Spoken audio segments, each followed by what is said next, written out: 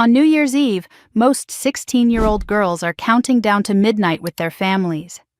I was sitting on a cold metal bench in Atlanta Hartsfield-Jackson Airport, shivering, starving, and completely alone.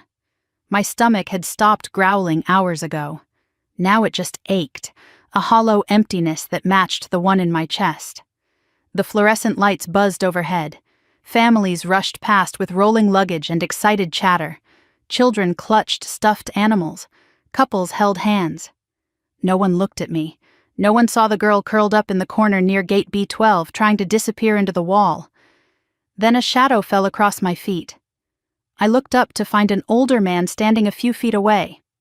Maybe 60. Gray beard streaked with white. A worn olive jacket that had seen better decades. Boots with holes near the toes. He held out a water bottle, half full, and a sandwich wrapped in crumpled paper.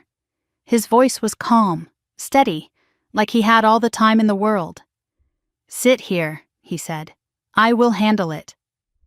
4 hours later, a man in a $3,000 suit walked toward me. The airline chairman. And he said my name like he had been searching for it his whole life. Before I tell you how I ended up abandoned at 16 with nothing but the clothes on my back, I need you to understand one thing. The people who left me there were my own mother and stepfather. Drop a comment and let me know where you are watching from. I need to know this story is reaching people who understand what it means to be thrown away by the ones who were supposed to protect you. 2 hours before Marcus found me, I was walking back from the bathroom with my small backpack over my shoulder. The gate area for Flight 447 to Los Angeles was nearly empty. A cleaning crew pushed a cart past me. A single businessman typed on his laptop near the window. The departure screen above the desk flashed words that stopped my heart. Flight 447, departed. I ran to the counter. My legs felt like they belonged to someone else. The gate agent looked up with the practiced patience of someone who had delivered bad news 1,000 times. "My family," I said, and my voice cracked on the word. "They were just here. Linda and Robert Ashford. They had my boarding pass." She checked her computer, frowned, typed something. "Mom, they boarded 20 minutes ago. They told us you changed your mind, said you wanted to take a later flight."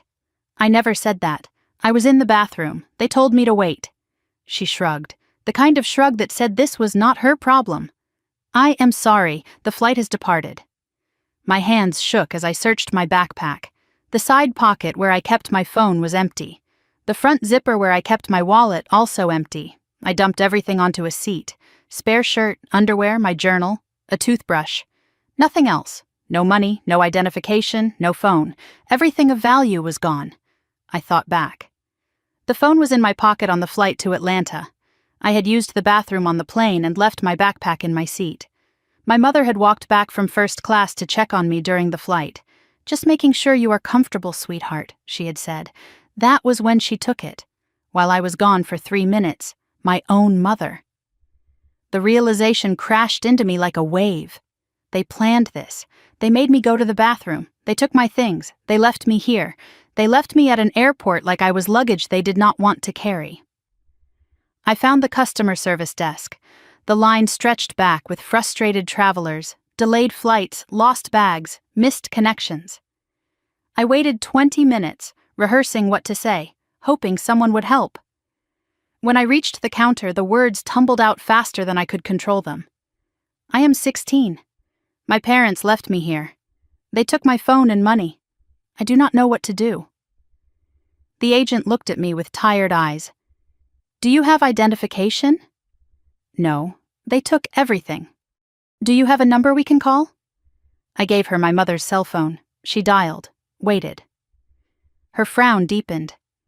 "This number is not in service. That is impossible. That is my mother's phone." "I am sorry, honey. It does not work." She exchanged a look with her colleague. I recognized that look. I had seen it my whole life. The problem child look, the attention seeker look. "Are you sure your parents left you?" she asked. Maybe there was a miscommunication. There was no miscommunication. They told the gate agent I changed my mind. I did not change my mind. The supervisor arrived. He asked me to repeat my story. I did. My voice steadier now, anger replacing panic.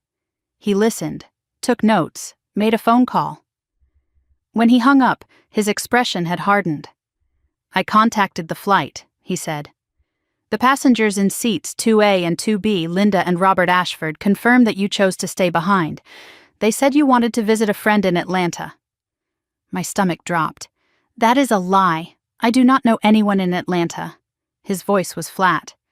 "They also mentioned you have a history of emotional difficulties." 2 airport security officers approached before I could respond. "Claire Mitchell?" the woman asked. "Yes." "Come with us, please." They took me to a small room off the main terminal. Fluorescent lights, plastic chairs, a one-way mirror. They asked questions like, I was a suspect, not a victim. "Why are you traveling alone? Did you run away from home? Are you trying to cause trouble for your parents?" I told the truth. I could see they did not believe me. The male officer checked his tablet and something shifted in his expression. "You are flagged in our system, Claire. What does that mean?" He did not answer directly.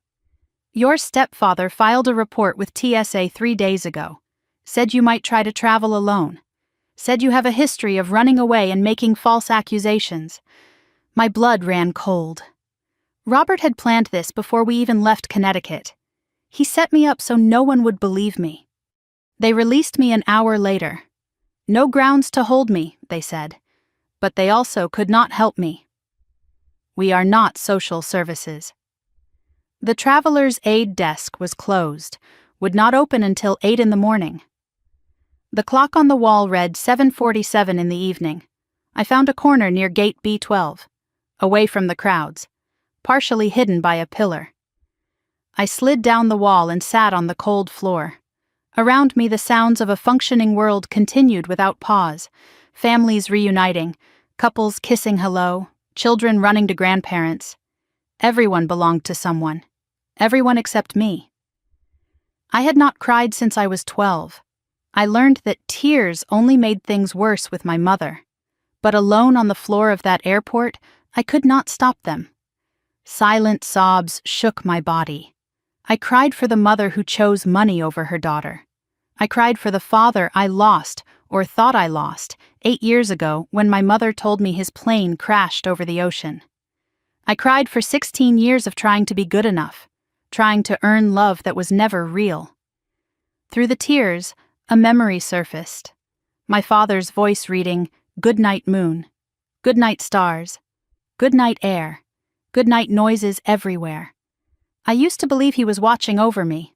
Now I wondered if he had ever existed at all, or if that too was just another lie. I do not know how long I sat there. 30 minutes. An hour. The terminal grew quieter as evening flights departed. My tears dried, leaving salt tracks on my cheeks. I stared at the floor, too exhausted to think. Then the shadow fell across me. I flinched, expecting security again. Instead, the older man with the gray beard crouched a few feet away. He did not crowd me, did not threaten, just studied me with eyes that were sharp and clear and unexpectedly kind. "You have been sitting here for 2 hours, he said. "I have been watching. Please leave me alone.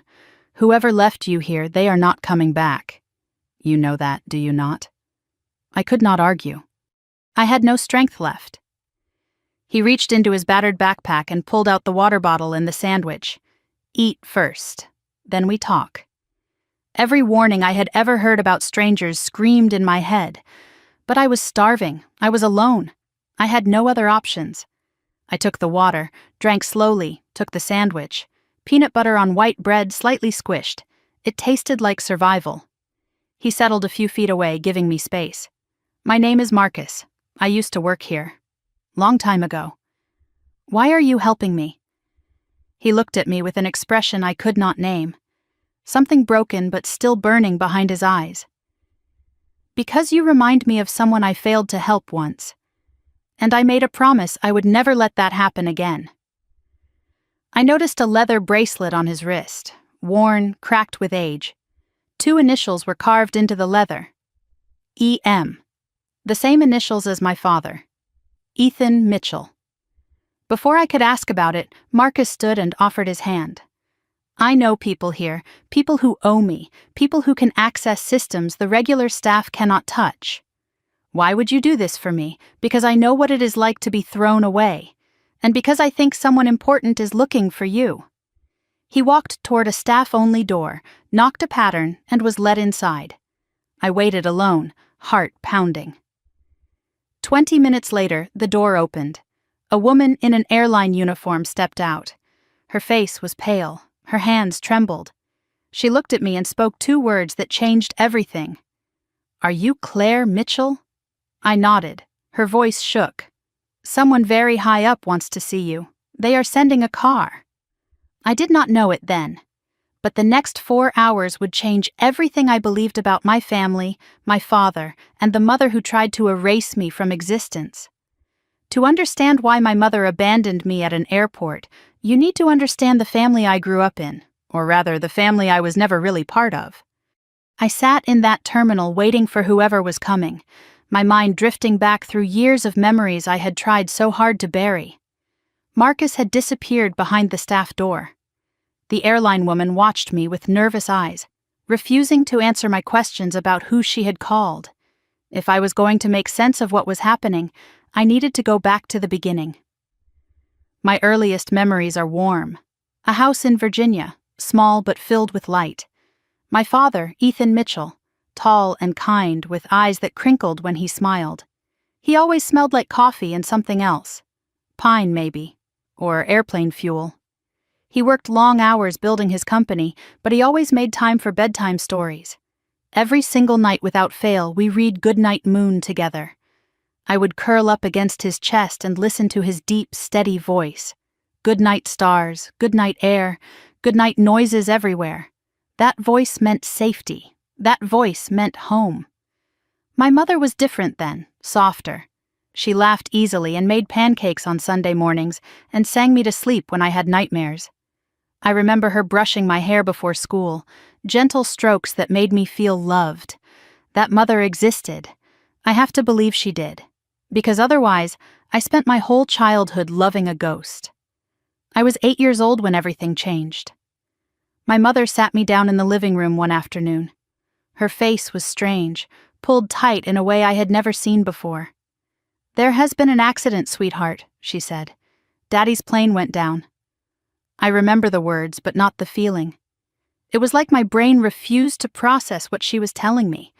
I kept waiting for her to smile and say she was joking. She never did. There was no funeral. My mother said the crash happened over the ocean, no body recovered, nothing to bury. "We have to be strong now," she told me. "It is just you and me." Within months, my mother changed. The softness disappeared. The laughter stopped. She hugged me less, talked to me less, looked at me less. I thought it was grief. I thought she was mourning my father the same way I was. I did not know it was the beginning of something else entirely.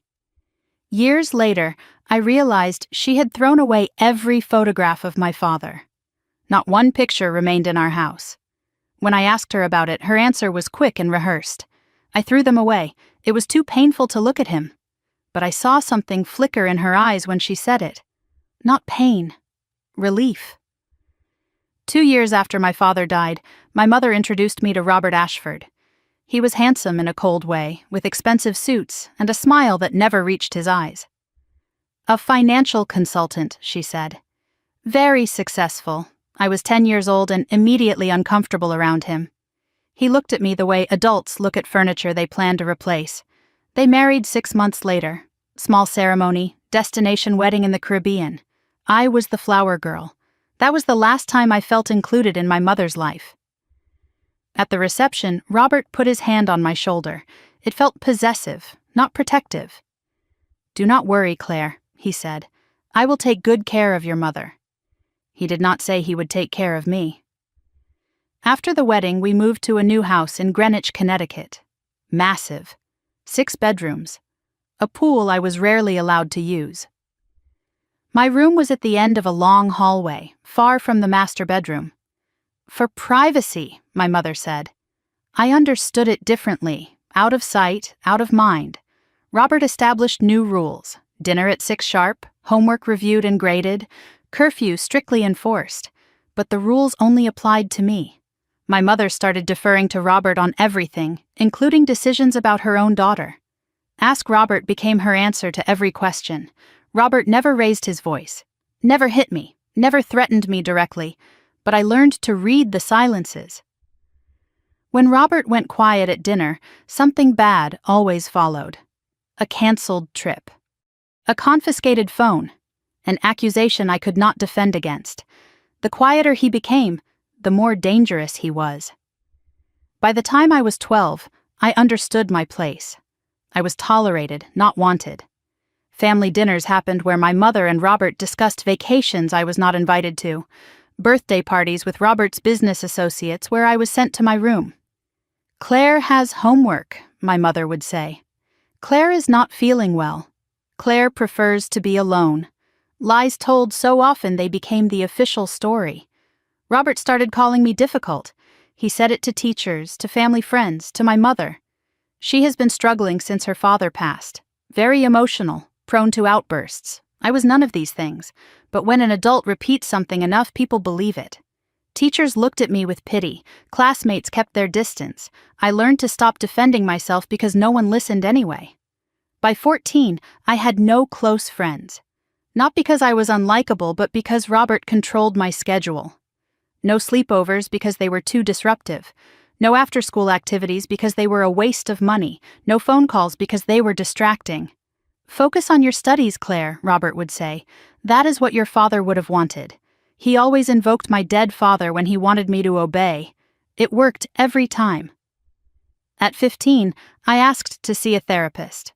Robert agreed immediately. Excellent idea, he said. The therapist turned out to be Robert's friend from the country club. After 3 sessions, she told my mother that I had attachment issues, that I was creating problems for attention. I never went back. One night around that time, I walked past Robert's study and heard him on the phone. His voice was sharp, impatient. She is almost 18. We need to move faster. Silence. Then, the trust fund transfers when she is of age, if we do not act before then. The door opened suddenly. Robert saw me in the hallway. He smiled, but his eyes did not. Eavesdropping is rude, Claire. Go to bed. I was 16 when I found the box, hidden in the basement behind old Christmas decorations. Inside were documents, legal papers with my father's name on every page. Mitchell Family Trust, established for Claire Elizabeth Mitchell. The value listed made my hands shake. $12 million. Beneficiary, me, upon reaching age 18. Trustee, Linda Mitchell Ashford, my mother. My father had left me everything, $12 million waiting for me. And my mother had never mentioned it. Not once in 8 years. I brought the papers upstairs and confronted her. Her face went white, then red, then carefully controlled. Where did you find those? She demanded. In the basement. Dad left me money. Why did you not tell me? She snatched the documents from my hands. Because you are a child. You would not understand. I am 16. I can understand money. Her voice turned cold. These are adult matters, Claire. Robert and I are managing the trust for your benefit.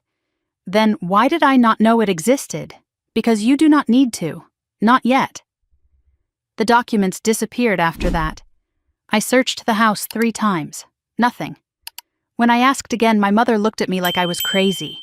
I do not know what you're talking about. Robert smiled at dinner that night. Claire has such a vivid imagination, he said.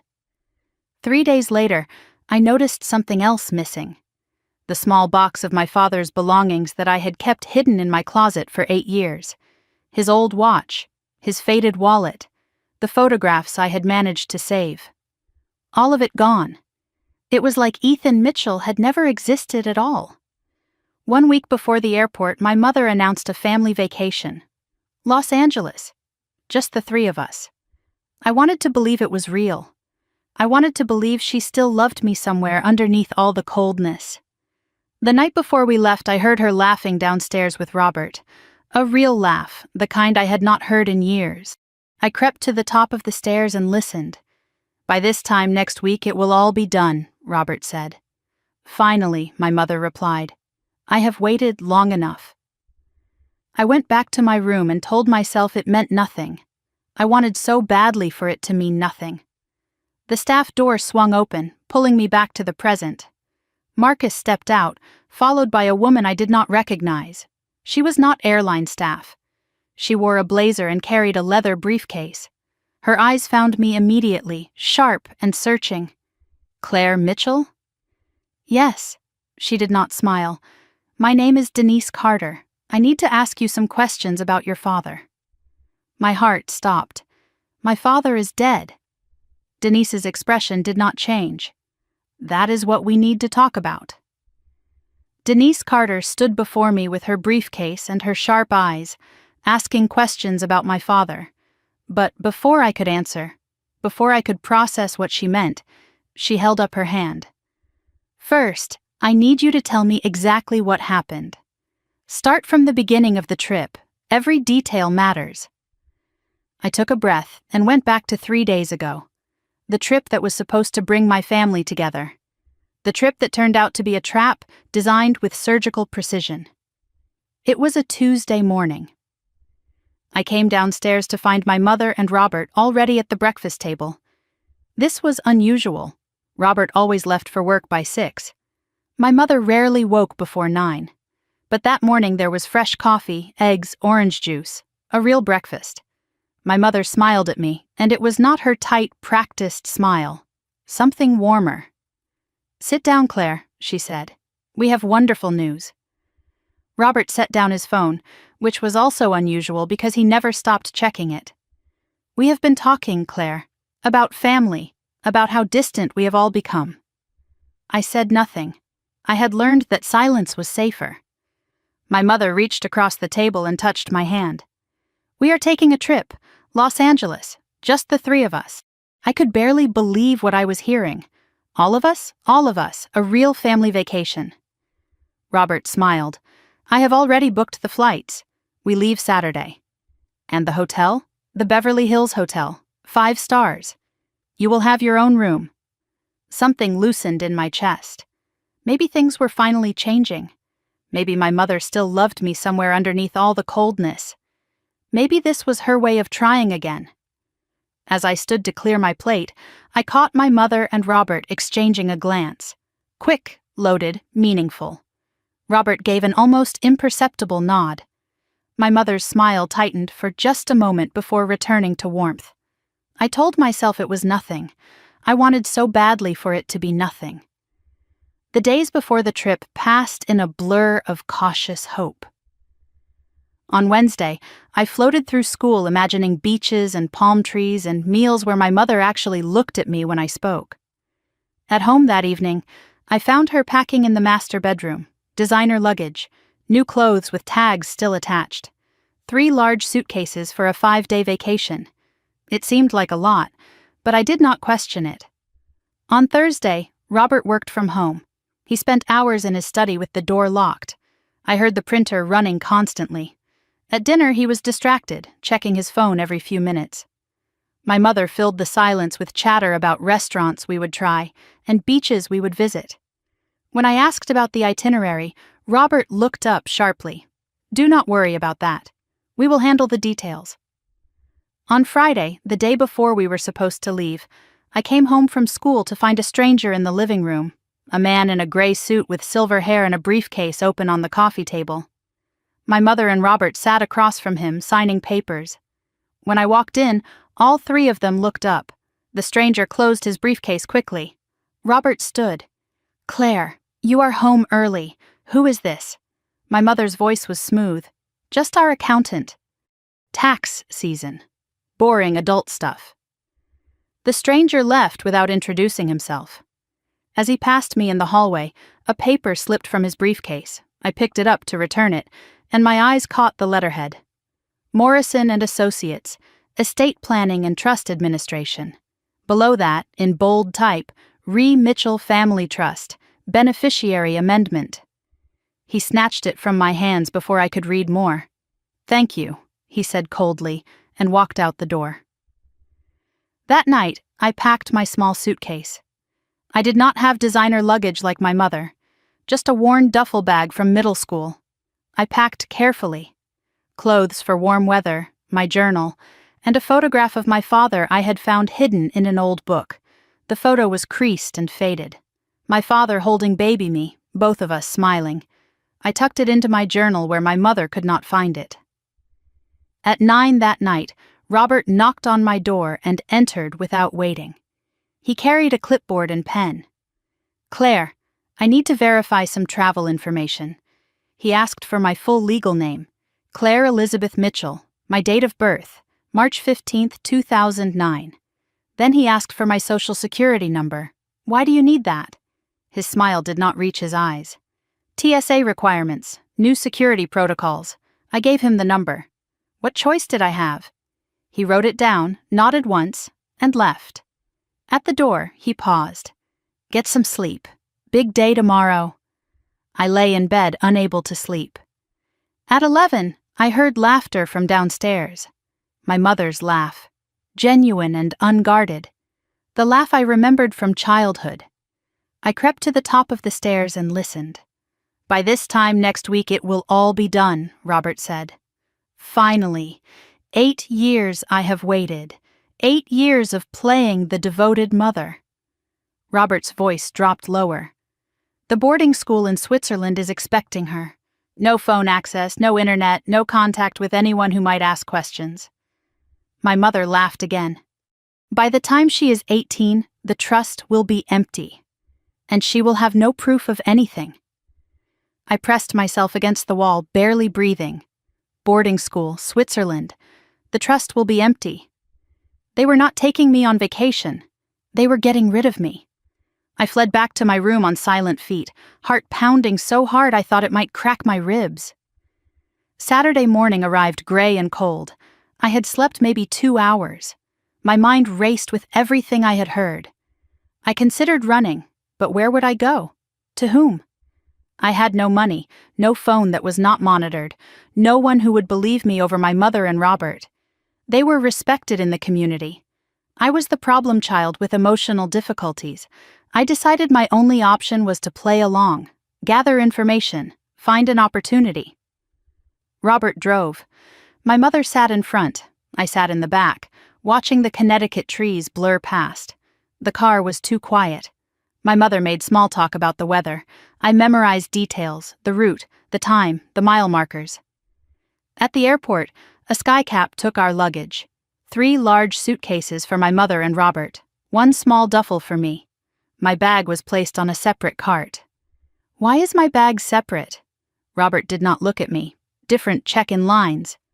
"Do not worry about it." Inside the terminal, my mother linked her arm through mine. A gesture of motherly affection. It felt like a handcuff. We checked in at the counter. I asked for my boarding pass. The agent handed all 3 passes to Robert. "Here you are, sir. 3 passengers to Los Angeles, connecting through Atlanta." Robert pocketed all 3. "I will hold on to these. Easier to keep track." As we walked toward security, I caught a glimpse of the boarding passes in his hand. His and my mother's were printed on first-class cardstock with gold lettering. Mine was standard paper. Economy class. Seat 42F. Nowhere near them. They were not sitting together with me. They had never planned to sit together with me. The flight to Atlanta was 2 hours. I sat in the back of the plane between 2 strangers while my mother and Robert disappeared into first class. I used the flight to think.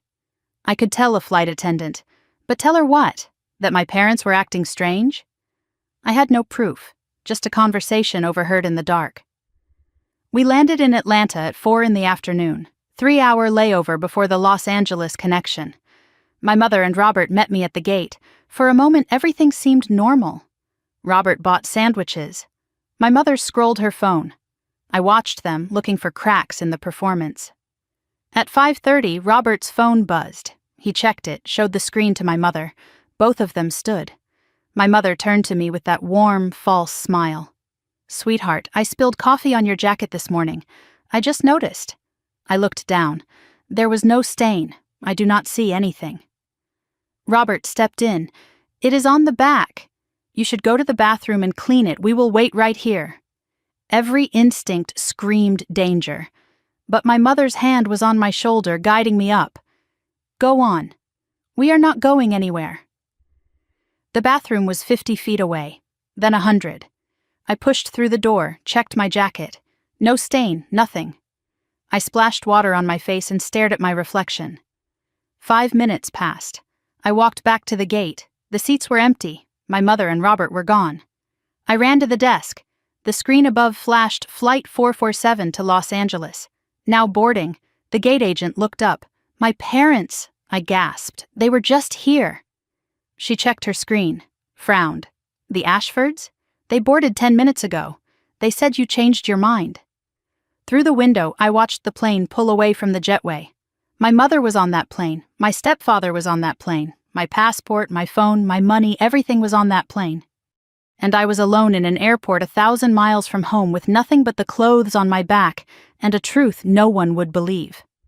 The gate agent's words echoed in my head. They said you changed your mind.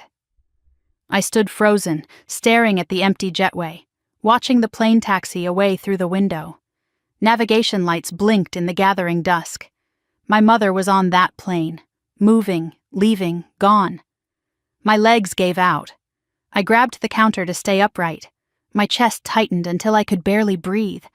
The terminal noise faded to static, families laughing, announcements overhead, all of it distant like sounds from another world. A child ran past clutching a stuffed bear. I watched him find his mother's hand. Such a simple thing, a child holding a parent's hand. It broke something inside me. Please, I said to the gate agent. My voice cracked. There has been a mistake. They would not leave me. Her expression shifted. Pity mixed with suspicion. I recognized the combination. I am sorry, honey. The flight has departed. Is there someone I can call for you? I opened my mouth to give my mother's number. Then I remembered. I did not have a phone. I did not have anything. My hands shook as I searched my backpack again. The side pocket where I always kept my phone, empty. The front zipper where I always kept my wallet, empty. I dumped everything onto a seat for the second time, hoping I had somehow missed something. Spare shirt, underwear, journal, toothbrush, nothing else. I thought back through the day, reconstructing the crime. The phone was in my pocket on the flight to Atlanta. I had used the bathroom during the flight and left my backpack in my seat. My mother had walked back from first class to check on me. Just making sure you are comfortable, sweetheart. That was when she took it. While I was gone for 3 minutes, my own mother had stolen my lifeline.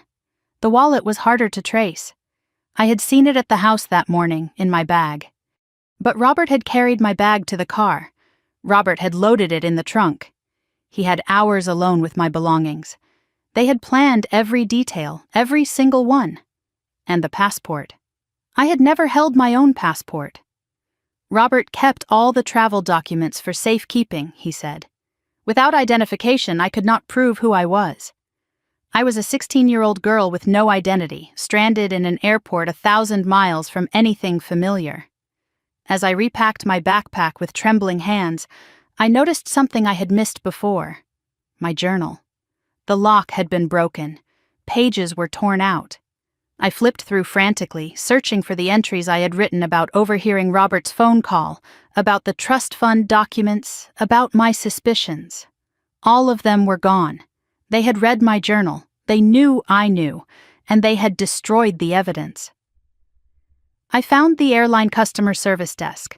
A long line of frustrated travelers stretched back from the counter. Delayed flights, lost luggage, missed connections, normal problems, solvable problems. I waited 20 minutes, rehearsing what to say, hoping someone would help me. When I reached the counter, the words tumbled out. I am 16 years old. My parents left me here. They took my phone and my money. I do not know what to do. The agent was a tired woman with graying hair. Do you have identification?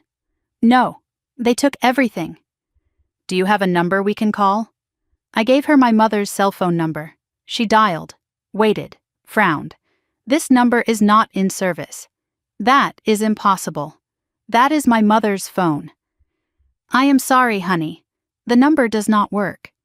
She exchanged a look with her colleague. I knew that look. The problem child look. The attention seeker look. I had seen it my whole life. Are you sure your parents left you? Maybe there was a miscommunication. There was no miscommunication. They told the gate agent I changed my mind. I did not change my mind. The supervisor arrived. A man in his 50s with an official badge and an official frown. He asked me to repeat my story. I did, my voice steadier now, anger replacing panic. He listened, took notes, made a phone call. When he hung up, his expression had hardened. I contacted the flight. The passengers in seats 2A and 2B, Linda and Robert Ashford, confirmed that you chose to stay behind. They said you wanted to visit a friend in Atlanta. My stomach dropped. That is a lie. I do not know anyone in Atlanta. His voice was flat. They also mentioned you have a history of emotional difficulties. The supervisor studied me with an expression I could not read. Then he picked up his phone again and made a second call. This one was quieter. He cupped his hand over the receiver. When he hung up, something in his demeanor had shifted. He was no longer dismissive. He was nervous. Wait here, he said. Someone from security needs to speak with you. He would not meet my eyes. 2 airport security officers approached minutes later, a man and a woman, both in uniform. Claire Mitchell? Yes, come with us, please. It was not a request. They took me to a small room off the main terminal. Fluorescent lights, plastic chairs, a one-way mirror on the wall. I sat alone for 10 minutes before the officers entered. They did not offer water. They did not offer comfort. They offered questions. State your full name. Claire Elizabeth Mitchell. Date of birth? March 15, 2009. Current address? I gave them the Connecticut address. And you claim your parents abandoned you here? I do not claim it. It happened. The female officer leaned forward. We see this a lot, Claire. Kids who want attention. Kids who run away and then make up stories. I did not run away. They left me. Then why would they tell the flight crew you chose to stay? Because they are lying. Parents do not usually lie about their children. I wanted to scream. My parents are not usual. The male officer checked his tablet, scrolled through something. His expression shifted. You are flagged in our system, Claire. What does that mean? He did not answer directly. Your stepfather filed a report with TSA 3 days ago. Said you might try to travel alone. Said you have a history of running away and making false accusations. My blood ran cold. Robert had planned this before we even left Connecticut. He had set me up so no one would believe a word I said. The female officer stood. Her chair scraped against the floor. If you cannot verify your identity and we cannot reach a guardian, we are required to contact Child Protective Services. You will be placed in emergency custody until we sort this out. How long will that take? Her face showed no sympathy. Could be days, could be weeks, depends on how cooperative you are. After an hour, the officers conferred outside the room. I watched through the glass as they argued. The female officer shook her head. The male officer made another phone call. When they returned, their tone had changed. Not friendly, but less hostile. We are releasing you into the terminal. What about CPS? We do not have grounds to hold you. You have not committed a crime. And my parents? That is a civil matter, not our jurisdiction. The male officer handed me a card. If you are telling the truth, go to the police station in the city. File a report. How? I have no money for a cab. No phone to call anyone. He shrugged. Not our problem. We deal with airport security, not family disputes. They escorted me to the door and left me in the terminal. Alone again. No closer to help than before. I walked toward baggage claim on autopilot. Someone had mentioned a traveler's aid desk. I found it near the exit. Closed. A sign said, back at 8 a.m. The clock on the wall read 7:47 in the evening, 12 hours until anyone could help me. I found a corner near gate B12, away from the crowds, partially hidden by a pillar. I slid down the wall and sat on the cold floor. Around me, the sounds of a functioning world continued without pause. Families reuniting, couples kissing hello, children running to grandparents. Everyone belonged to someone. Everyone except me. I had not cried since I was 12. I learned young that tears only made things worse. My mother used them against me. Robert called them manipulation. So I stopped. I built walls. I held everything inside. But alone on the floor of that airport, I could not stop the tears. Silent sobs shook my body until I had nothing left. I cried for the mother who chose money over her daughter. I cried for the father I lost 8 years ago, or thought I lost, when my mother told me his plane crashed. I cried for 16 years of trying to be good enough, trying to earn love that was never real. I closed my eyes and saw my mother's face. Not the cold mask of the past 6 years, but the warm smile from before. The mother who made pancakes on Sunday mornings. The mother who sang me to sleep. That mother was gone. Maybe she had never existed. Maybe love was just another word for waiting to be betrayed. I do not know how long I sat there. My tears dried. The terminal grew quieter. I stared at the floor, too exhausted to think. Then a shadow fell across me. I flinched, expecting security again. Instead, an older man stood a few feet away. Gray beard streaked with white, worn olive jacket, boots with holes, a battered backpack over one shoulder. He did not look threatening. He looked tired. He looked kind. "You have been sitting here for 2 hours. I have been watching." My voice was hoarse. "Please leave me alone." He did not move. "Whoever left you here, they are not coming back. You know that, do you not?" I had no strength to argue. He reached into his backpack and pulled out a water bottle and a sandwich. "Eat first, then we talk." I looked at the food, then at the stranger. Every warning I had ever heard screamed in my head. But I was starving. I was alone. I had no other options. I took the water. I took the sandwich. The man settled a few feet away, giving me space. "My name is Marcus, and I think I know who you are." My hand froze halfway to my mouth. "How could you possibly know who I am?" He looked at me with eyes that held something like grief. "Because I have been waiting for you. I just did not know it until tonight." I held the water bottle Marcus gave me with trembling hands. I had not eaten since a granola bar 14 hours ago. The sandwich was peanut butter on white bread, slightly crushed, nothing special. It tasted like survival. While I ate, I studied the man who had appeared out of nowhere to help me. His gray beard was neatly trimmed despite his circumstances. His eyes were sharp and clear, not the glazed look I expected from someone living on the streets. His clothes were worn but clean. The olive jacket had patches at the elbows. His boots had been resoled more than once. Everything about him suggested someone who once had structure, discipline, purpose. He sat a respectful distance away, not crowding my space. Patient. Watchful. Like he had done this before. I swallowed a bite of sandwich and wiped my mouth. "You said you know who I am." "Explain." Marcus did not answer immediately. He looked at me, really looked, like he was searching for something in my face. "You have his eyes," he said quietly. "I noticed it the moment you walked past me 4 hours ago." "Whose eyes?" His voice dropped. "Finish eating. Then I will tell you everything I know." I finished the sandwich, drank half the water. My strength returned slowly.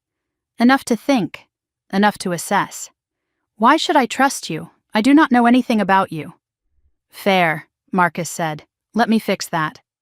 He shifted against the pillar, settling in. 15 years ago, I was lead maintenance supervisor for Sky Atlantic Airlines, right here at Hartsfield-Jackson. I recognized the name. Sky Atlantic was one of the largest carriers in the country.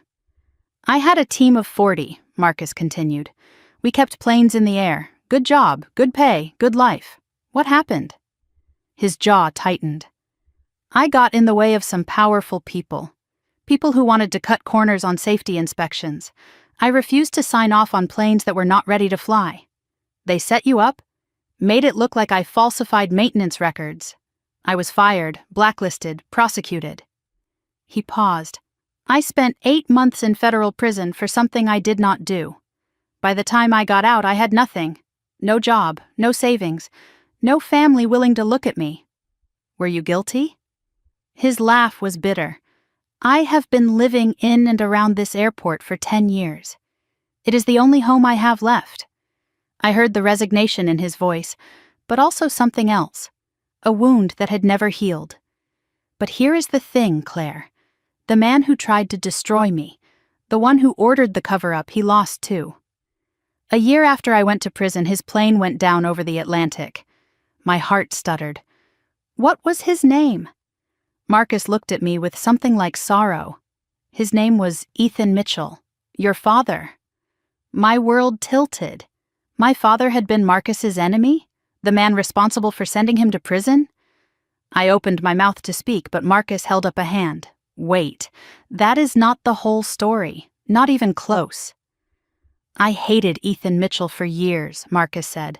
Blamed him for everything. But after I got out, after I had nothing but time, I started digging. Digging into what?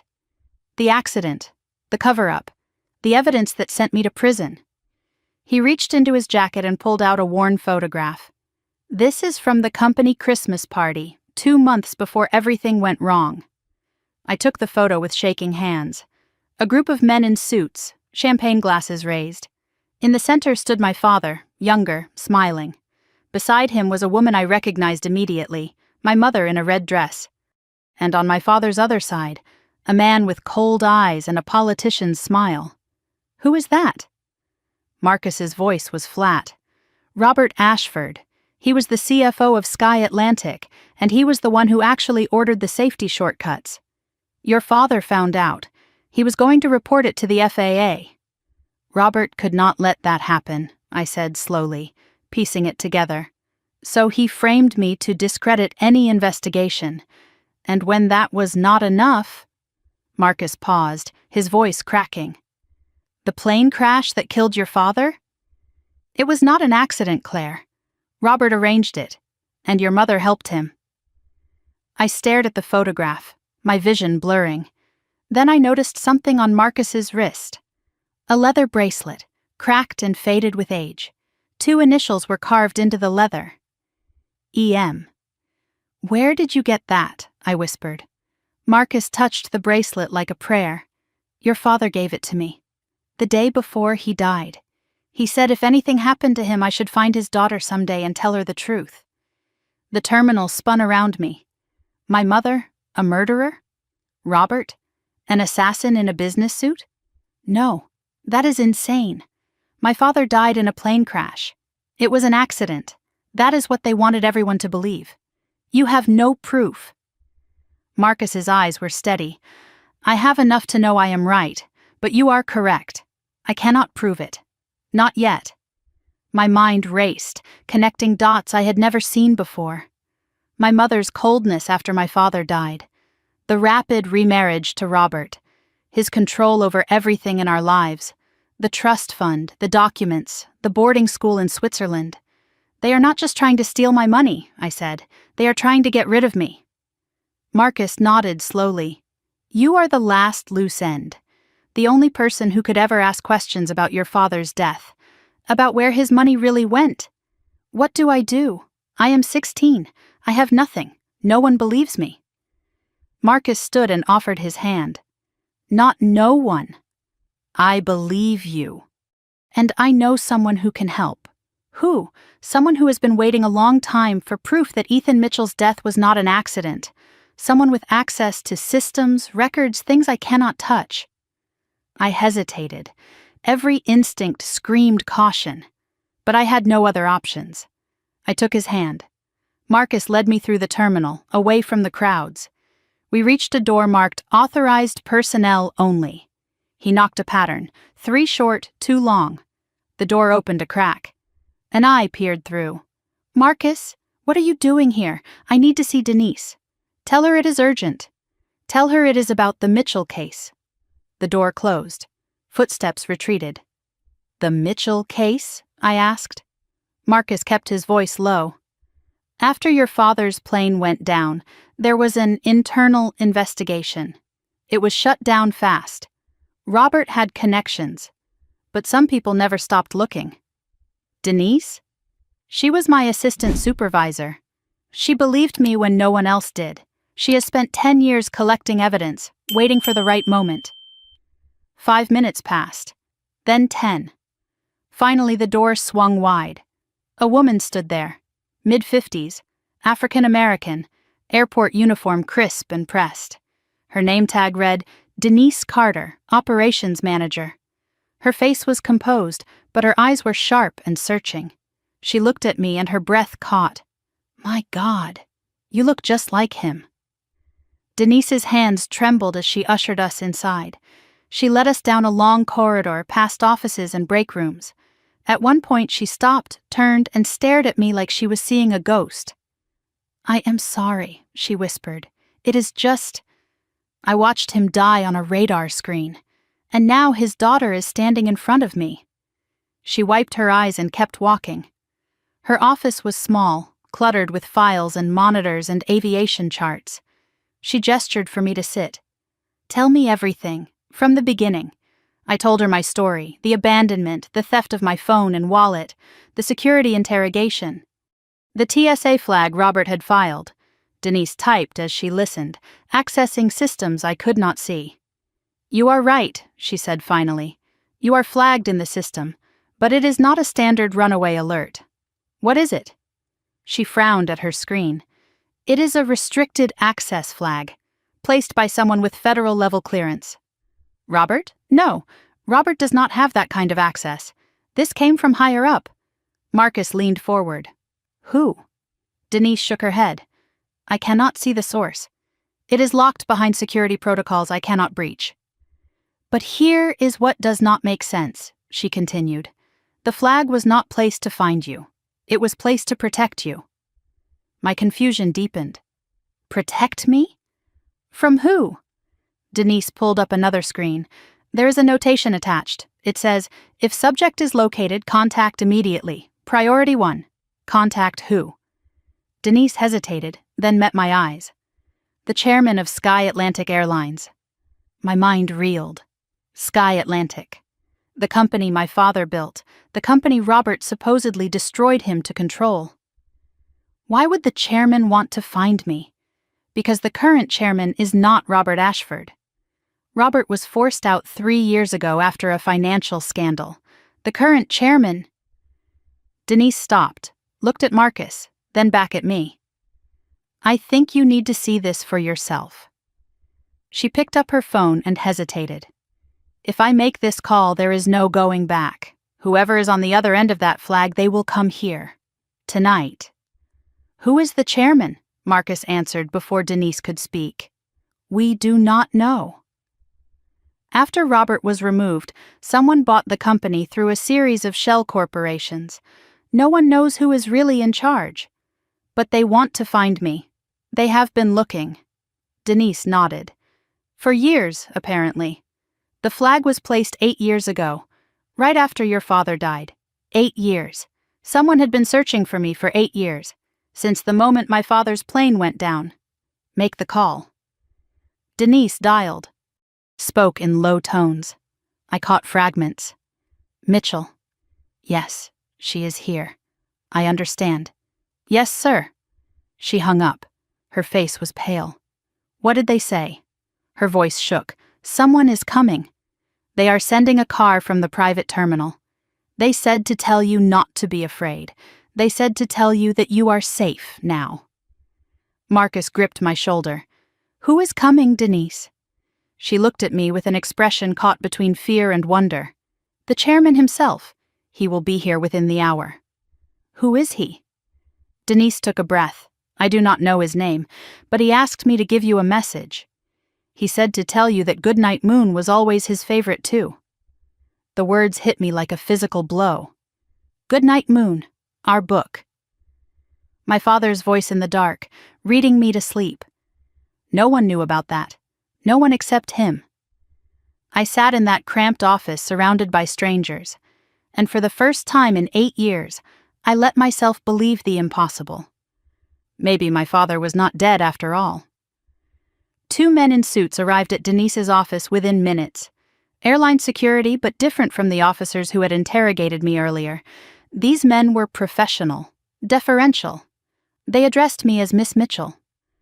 "Please come with us," the taller one said. "You will be more comfortable in the executive lounge." I looked at Marcus. He nodded. "I will be right behind you." We moved through corridors I never knew existed, past baggage handling areas, maintenance bays, staff break rooms. The airport had a whole world behind its public face. Finally, we reached a set of double doors with the Sky Atlantic logo embossed in gold. The sign read, "Executive Lounge, Invitation Only." Inside was another world. Leather couches, mahogany tables, crystal decanters catching the light. A world away from the cold metal bench where I had sat crying just 2 hours before. Staff members in crisp uniforms moved with purpose, setting out water, adjusting lights. Everyone glanced at me with barely concealed curiosity. I felt like an exhibit, a specimen under glass. Marcus settled into a chair nearby, watching the door. I sank into a leather couch and waited for whoever was coming.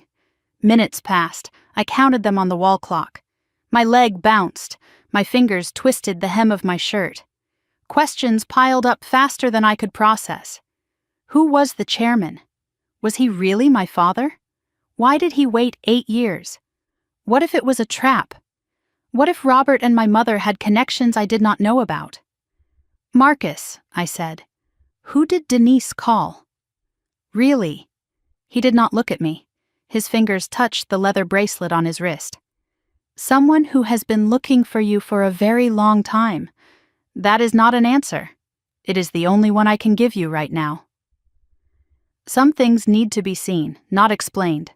I wanted to scream with frustration. Instead, I watched the door and waited.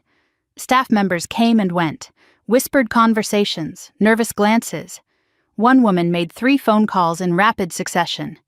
A man in a pilot's uniform entered, spoke to security, and left quickly. Something was happening, something big. I caught fragments of conversation. "Private jet, ETA 20 minutes, clear the hangar." A young staff member approached me with a tray of refreshments. Maybe early 20s, blonde ponytail. Her hands shook so badly the glasses rattled. "Miss Mitchell," she whispered. "I just wanted to say, we have all heard about you. Everyone here, he never stopped talking about you, never stopped looking." Before I could respond, a supervisor called the girl away sharply. She scurried off without another word. The lounge doors opened. A man entered. Mid-60s, silver hair, wire-rimmed glasses, leather briefcase. His suit cost more than my entire wardrobe. He moved with the confidence of someone accustomed to controlling rooms. His eyes found me immediately, assessing, calculating, then softening. "Claire Mitchell. My name is Thomas Harrington. I am an attorney with Morrison and Associates." My stomach clenched. Morrison and Associates. The letterhead I had seen on the estate documents at my house. I know that name. "You are my mother's lawyer." Thomas shook his head. "I was your mother's lawyer. Briefly, 8 years ago, before I understood what she really was." He sat across from me, briefcase on the table between us. "I have been searching for you for 2 years at the request of my current client. Your mother made that exceptionally difficult. Who is your client? You will meet him shortly. First, I need to verify some information." He pulled out a legal pad and pen. Questions began. "When did your mother tell you your father had died? What exactly did she say about the circumstances? Did you ever see a death certificate? A grave? Any official documentation?" I answered each question, and each answer pulled at threads I had never examined. I realized I had never seen proof. I had simply believed because my mother told me. Thomas paused, studying me. "Claire, did your mother ever explain why there was no funeral, no memorial service, no grave for you to visit?" My mouth went dry. I had asked once, years ago. My mother's answer came back to me now. The ocean does not give back what it takes. But Thomas was shaking his head slowly. "There was no crash over the Atlantic, Claire. The plane went down over Lake Michigan, and the pilot's body was recovered within a week. Thomas opened his briefcase and removed a thick folder. Your father was a careful man. Before his accident, he established a trust fund in your name. I know. I found documents about it. $12 million. His eyebrows rose. You found them? Where? In our basement. My mother took them before I could read everything. That explains a great deal. He spread papers across the table. The Mitchell Family Trust was established with $12 million when you were 3 years old. It was designed to transfer to your full control on your 18th birthday. Your mother as trustee has made withdrawals. Significant ones. He showed me a ledger. Numbers blurred together. $4.2 million over the past 8 years. Supposedly for your education, medical care, and living expenses. I laughed bitterly. I went to public school. I have never been to a doctor except for required checkups. I do not have a car. I barely have clothes that fit. Thomas nodded grimly. We know. The money went elsewhere. Real estate in Robert's name. Offshore accounts. A lifestyle your mother felt she deserved. What is left? Approximately $7.8 million. Which your mother planned to drain completely before your 18th birthday. That is why they left me at the airport. Partly. But there is more. Much more. Thomas leaned forward, his voice dropping. Claire, we intercepted communications between your mother and a boarding school in Geneva. Very exclusive, very private, and very skilled at making students disappear. My blood ran cold. Disappear? Students who become inconvenient. Children whose families want them removed without the messiness of legal proceedings. Your mother was not just abandoning you, Claire. She was erasing you. Thomas reached into the briefcase again. This time he removed not papers but a photograph. Old, slightly faded. My client asked me to show you this. He said you would understand. I took the photograph with trembling hands. A man in his early 30s, laughing, sunlight on his face. On his shoulders sat a little girl, maybe 4 or 5, arms spread wide like airplane wings, both of them smiling with pure, unguarded joy. The background showed a backyard, a swing set, autumn leaves. I recognized the swing set. The house in Virginia, before everything changed. That is me, yes. And that is... My voice broke. That is my father. I studied the face, the eyes. My eyes, I realized. The same shape, the same color. Marcus had said it. Now I saw it. I do not remember this day. Thomas's voice was gentle. You were 4, but he remembers it. He said it was the happiest day of his life. My vision blurred. I had not cried over my father in years. I thought I had no tears left. But this photograph, this proof of a happiness I could not recall, broke something open. I pressed the photo to my chest and let myself feel everything I had been holding back. Marcus moved to sit beside me. His hand rested on my shoulder. He kept that photo in his wallet for 8 years, he said quietly. Through everything, the accident, the recovery, the years of searching. He told me once that when he found you, he wanted you to see it. To know that nothing, not time, not distance, not your mother's lies, could make him forget his little girl. I wiped my eyes, still clutching the photograph. I do not understand. If my father survived, why did he not find me? Thomas and Marcus exchanged a look. The accident was real, Thomas began. The plane did go down. But your father was pulled from the wreckage, barely alive. He was in a coma for 3 months, Marcus added. By the time he woke up, your mother had already filed for divorce, claimed you as her sole dependent, and moved across the country. Thomas continued. Your mother told the courts that Ethan had abandoned you both, that he was unstable, dangerous. She produced documents, forged we now know, suggesting a history of violence. There was a restraining order, Marcus said. If he came within 500 feet of you or your mother, he would have been arrested. My fists clenched. So he just gave up? No. Thomas's voice was firm. He spent every dollar he had fighting her in court.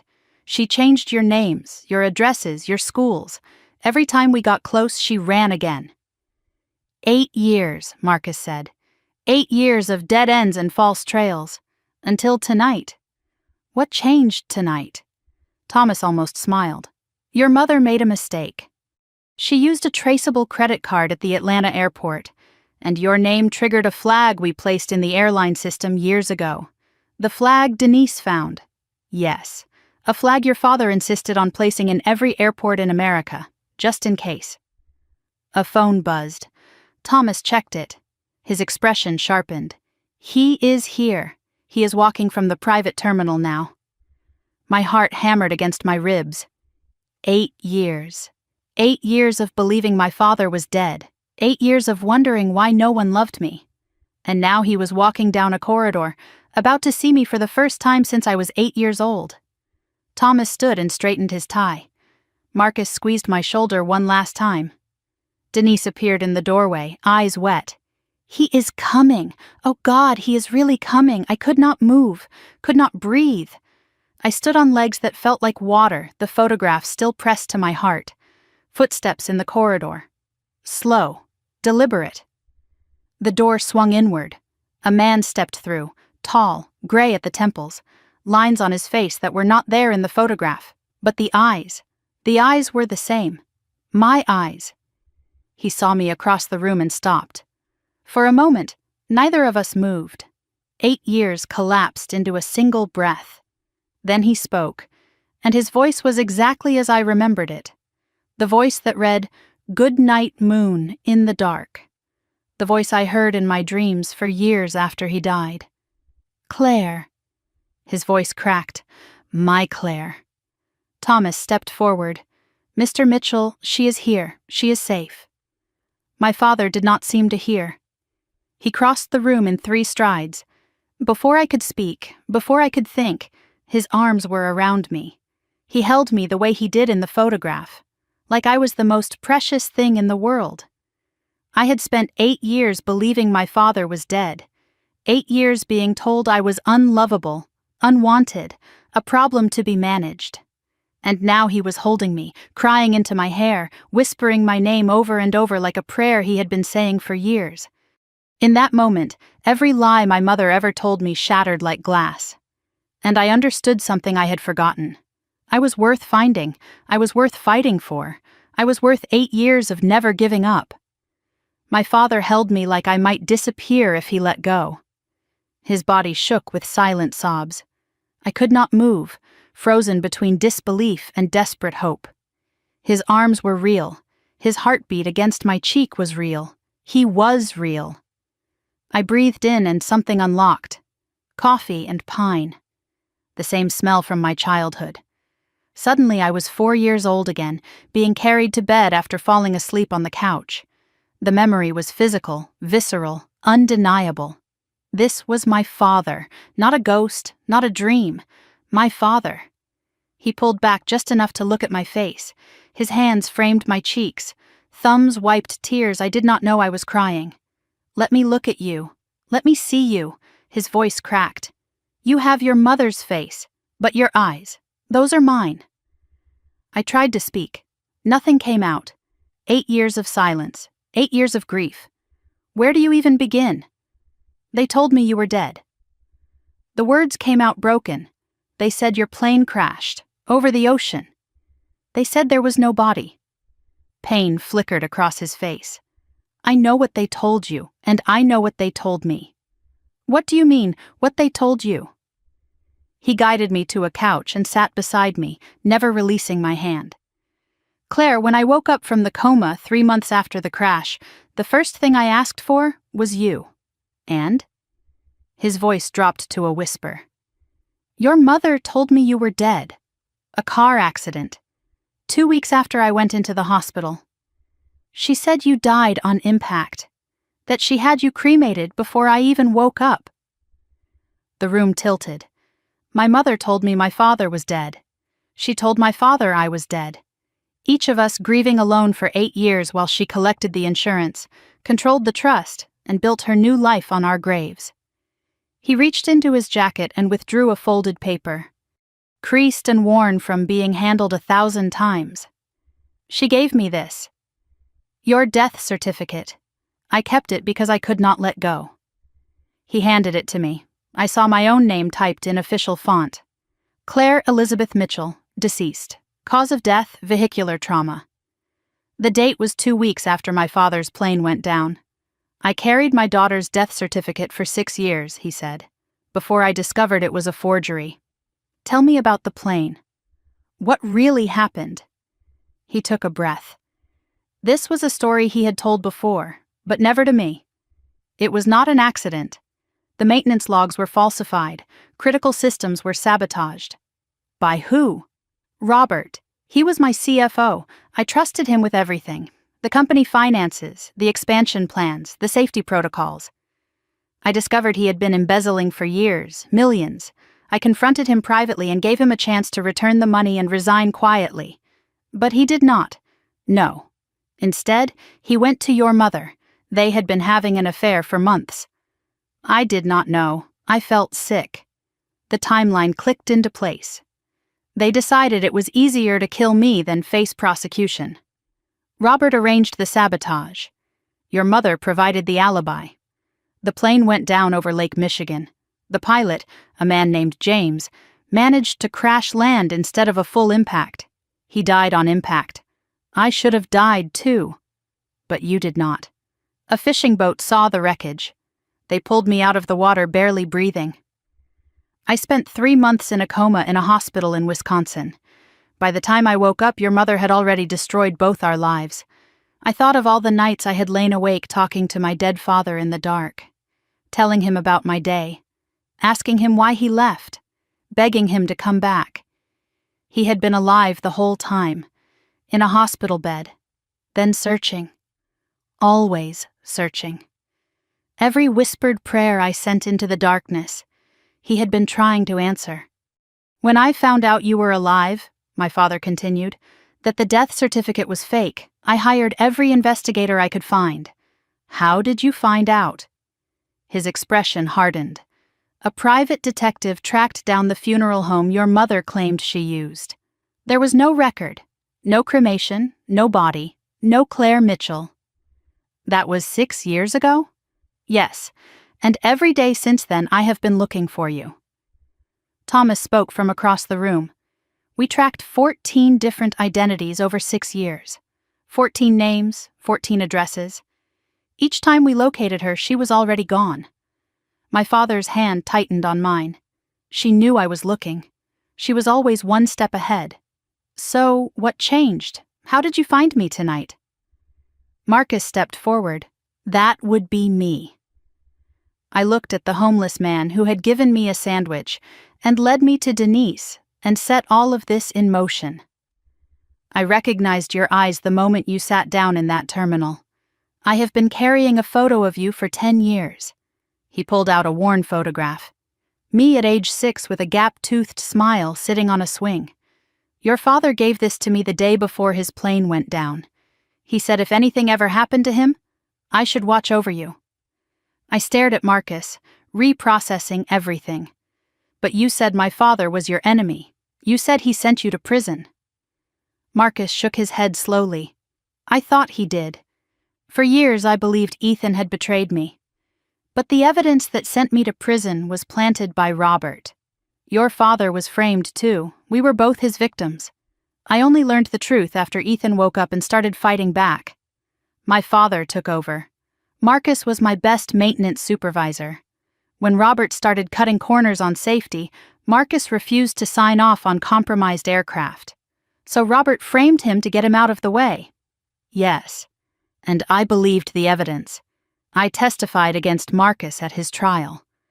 Marcus's voice was quiet. He did not know. None of us knew what Robert was really doing. When I woke up from the coma and started investigating, my father said, I found the real documents, the forged signatures, the falsified records. All of it pointed to Robert. I found Marcus in Atlanta 3 years ago, living in the airport where he used to work. I tried to apologize, to explain. Marcus interrupted. And I did not want to hear it. Not at first. I had spent too many years hating him, but he kept coming back, kept showing me evidence, kept asking me to help find his daughter. My father's voice broke. I told him everything.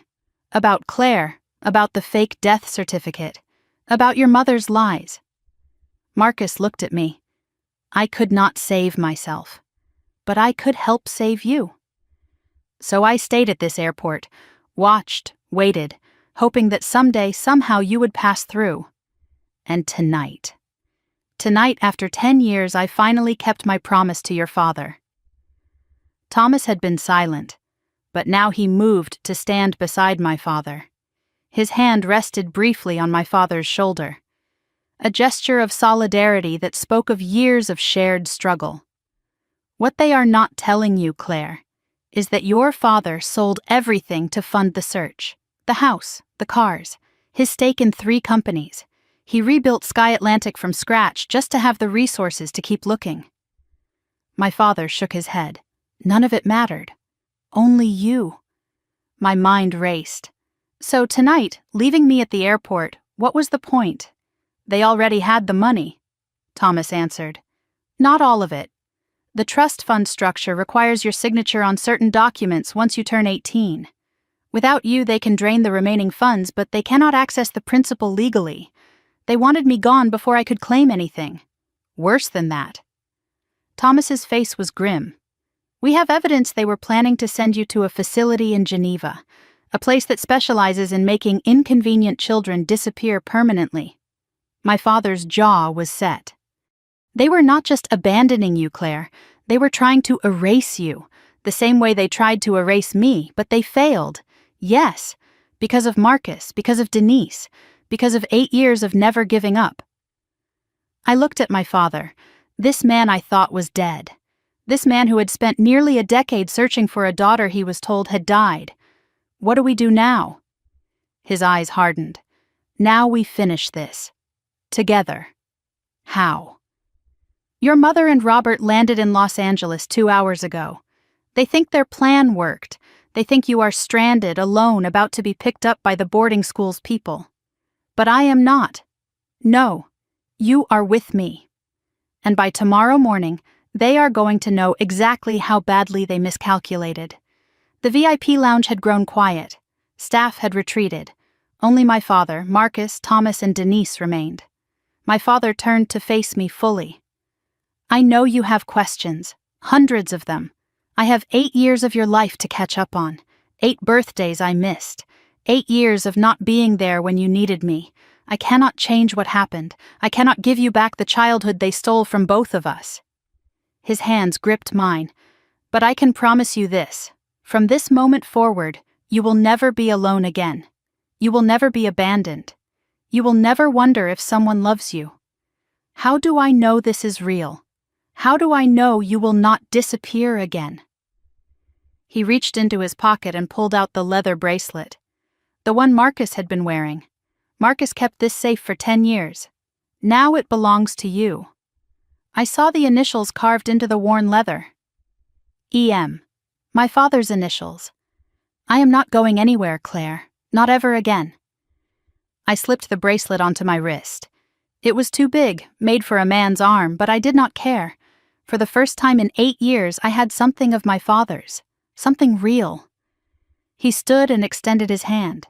Now, are you ready to make them pay for what they did to us? I looked at his hand. At the bracelet. At the photograph of myself as a little girl, still clutched in my other fist. I took his hand and rose. I have been ready my whole life. My father led me through the VIP lounge to a private conference room. The space had been transformed into something out of a crime drama. Monitors lined the walls, files spread across tables. Thomas stood at the head of the room with a projection screen behind him. Denise and Marcus took seats near the door. This was not a reunion anymore. This was a battle briefing. Everything we are about to show you has been compiled over 5 years, Thomas began. Some of it is difficult to see. Some of it will make you angry. All of it is true. I sat down. My father sat beside me. Our hands found each other. I need to know everything, I said. I am done being protected from the truth. My father squeezed my hand. That is why we are here. Thomas clicked a remote. The screen illuminated. Let us start at the beginning. Let us talk about who Linda Mitchell really is. Documents appeared on the screen as Thomas narrated. Linda Marie Cosgrove. Born in Tulsa, Oklahoma. Father was a mechanic. Mother worked at a diner. They filed for bankruptcy twice before Linda turned 12. I stared at my mother's high school photo. Young, hungry, she was intelligent, ambitious, desperate to escape poverty. She put herself through community college, then transferred to a state university on scholarship. A wedding photo appeared, my father and my mother, young and smiling and hopeful. I barely recognized either of them. She met your father at a business conference in Chicago. He was 28, already successful, building Sky Atlantic from the ground up. She was 24, working as a sales assistant. My father spoke. She was charming, warm. She made me feel like I was the only person in the room. I thought I had found my partner for life. What changed? Success, money, power. The more I built, the more she wanted. And when I could not give her enough, when I refused to put her on the company board, she found someone who would. Thomas pulled up a financial record. 3 months after your parents' wedding, Linda opened a private bank account. She never told your father. Over the next 3 years, she siphoned off nearly $200,000 from household accounts. My father's voice was flat. I did not find that account until after the crash. She had been planning her exit strategy from the day she said I do. Thomas clicked to a new slide. Robert Ashford's corporate headshot appeared. Cold eyes. Politician's smile. Robert joined Sky Atlantic as CFO 6 years into the marriage. Your father hired him personally. He came highly recommended, my father said. Harvard MBA. Experience at 3 major airlines. I thought he was brilliant. He was brilliant, Thomas said, at hiding things. Security footage appeared. Grainy, time-stamped. A hotel lobby. My mother entering. Robert following 10 minutes later. This is from the Marriott in Atlanta, 7 months before the crash. More photos followed. Restaurant, parking garage, a cabin in the mountains. We have documented evidence of 37 meetings over 18 months, all while your father was traveling for business. Thomas hesitated. This next part is harder. He clicked. An audio file played. My mother's voice, laughing. He is so trusting. It is almost sad. He has no idea what is coming. Robert's voice. By this time next year, you will own half the company. And he will be... My mother, gone, one way or another. The recording cut off. I could not breathe. That was my mother's voice, laughing about destroying my father. When was this recorded? Thomas checked his notes. 4 months before the plane crash. A private investigator your father hired managed to plant a device in Robert's car. There is more, Claire. 37 hours of recordings. We have transcribed all of them. In one conversation, your mother discusses what to do if Ethan becomes a problem. Robert's answer was, he stopped. You do not need to hear it. Just know that premeditation is well documented. Thomas switched to technical documents, maintenance logs, engineering schematics. Robert had access to everything. As CFO, he could authorize maintenance schedules without oversight. What did he do? Falsified inspection reports, cleared an aircraft that had a compromised fuel line. The plane your father was supposed to fly that day was a ticking time bomb. My father took over. I was flying to Milwaukee for a board meeting. Private jet, just me and James, my pilot. His voice went hollow. 20 minutes into the flight, the fuel system failed. James tried to bring us down on the lake. He saved my life at the cost of his own. The fishermen, 2 brothers from Michigan, they saw the splash, pulled me out of the water. If they had been 5 minutes later, I would have drowned. Thomas continued. Within 48 hours, Robert had destroyed the maintenance records. The official cause was listed as mechanical failure of unknown origin. The investigation was closed within a month. How? Robert had connections, inspectors who owed him favors, a company lawyer who knew which questions not to ask. Marcus spoke from the back of the room. And a fall guy. Me. I was in prison by the time anyone thought to look deeper. I looked at my father. This man who had survived drowning, betrayal, years of searching. James, I said. The pilot. Did he have a family? My father's eyes glistened. A wife. 2 kids. Younger than you. He pulled a photograph from the file. A man in a pilot's uniform, grinning, arm around a woman with 2 small children. I have been supporting them since I recovered. It does not bring him back. Nothing can. But his children will never want for anything. I owe him that much. Thomas advanced to a timeline on the screen, dates and events color-coded. The day after the crash, before anyone knew if your father was alive or dead, Linda filed for divorce. She did not wait. She could not afford to. She needed legal separation before any investigation could freeze assets. The timeline continued. Day 3, divorce petition filed. Day 7, emergency custody motion for Claire. Day 14, death certificate issued for Claire, falsified. Day 30, life insurance claim filed, $2 million. Day 45, trust fund transfer of control. She hired 3 law firms, Thomas said. 1 for the divorce, 1 for the custody battle, 1 for the estate. She spent over $400,000 in legal fees in the first year alone. From my trust fund, partially, and from the life insurance payout, she declared your father legally dead before he even woke up from his coma. My father's voice was bitter. When I finally woke up, when I started asking questions, she had already built a wall of legal documents around you. A court filing appeared on screen, petition for protection from domestic abuse. She claimed I was violent, that I had threatened you and her. She produced medical records, forged, showing injuries that never happened. The restraining order was granted within a week. If I came within 500 feet of you, I would have been arrested. Thomas pulled up one final document.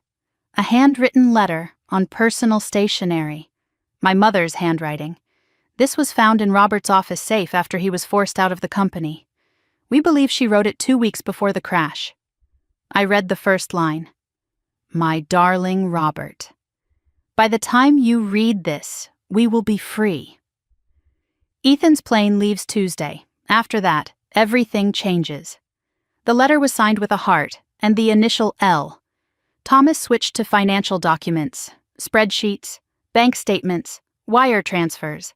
Your trust fund was established with $12 million. Your father intended it to be untouchable until you turned 18. But my mother was the trustee. Yes, and for 8 years she has been systematically draining it. A chart appeared, outgoing transfers by year. Year 1, $340,000 for educational expenses. Year 2, $520,000 for medical treatment. Year 3, $610,000 for security and housing. Year 4, $680,000 for specialized care. Years 5 through 8, $2,050,000 for various fraudulent claims.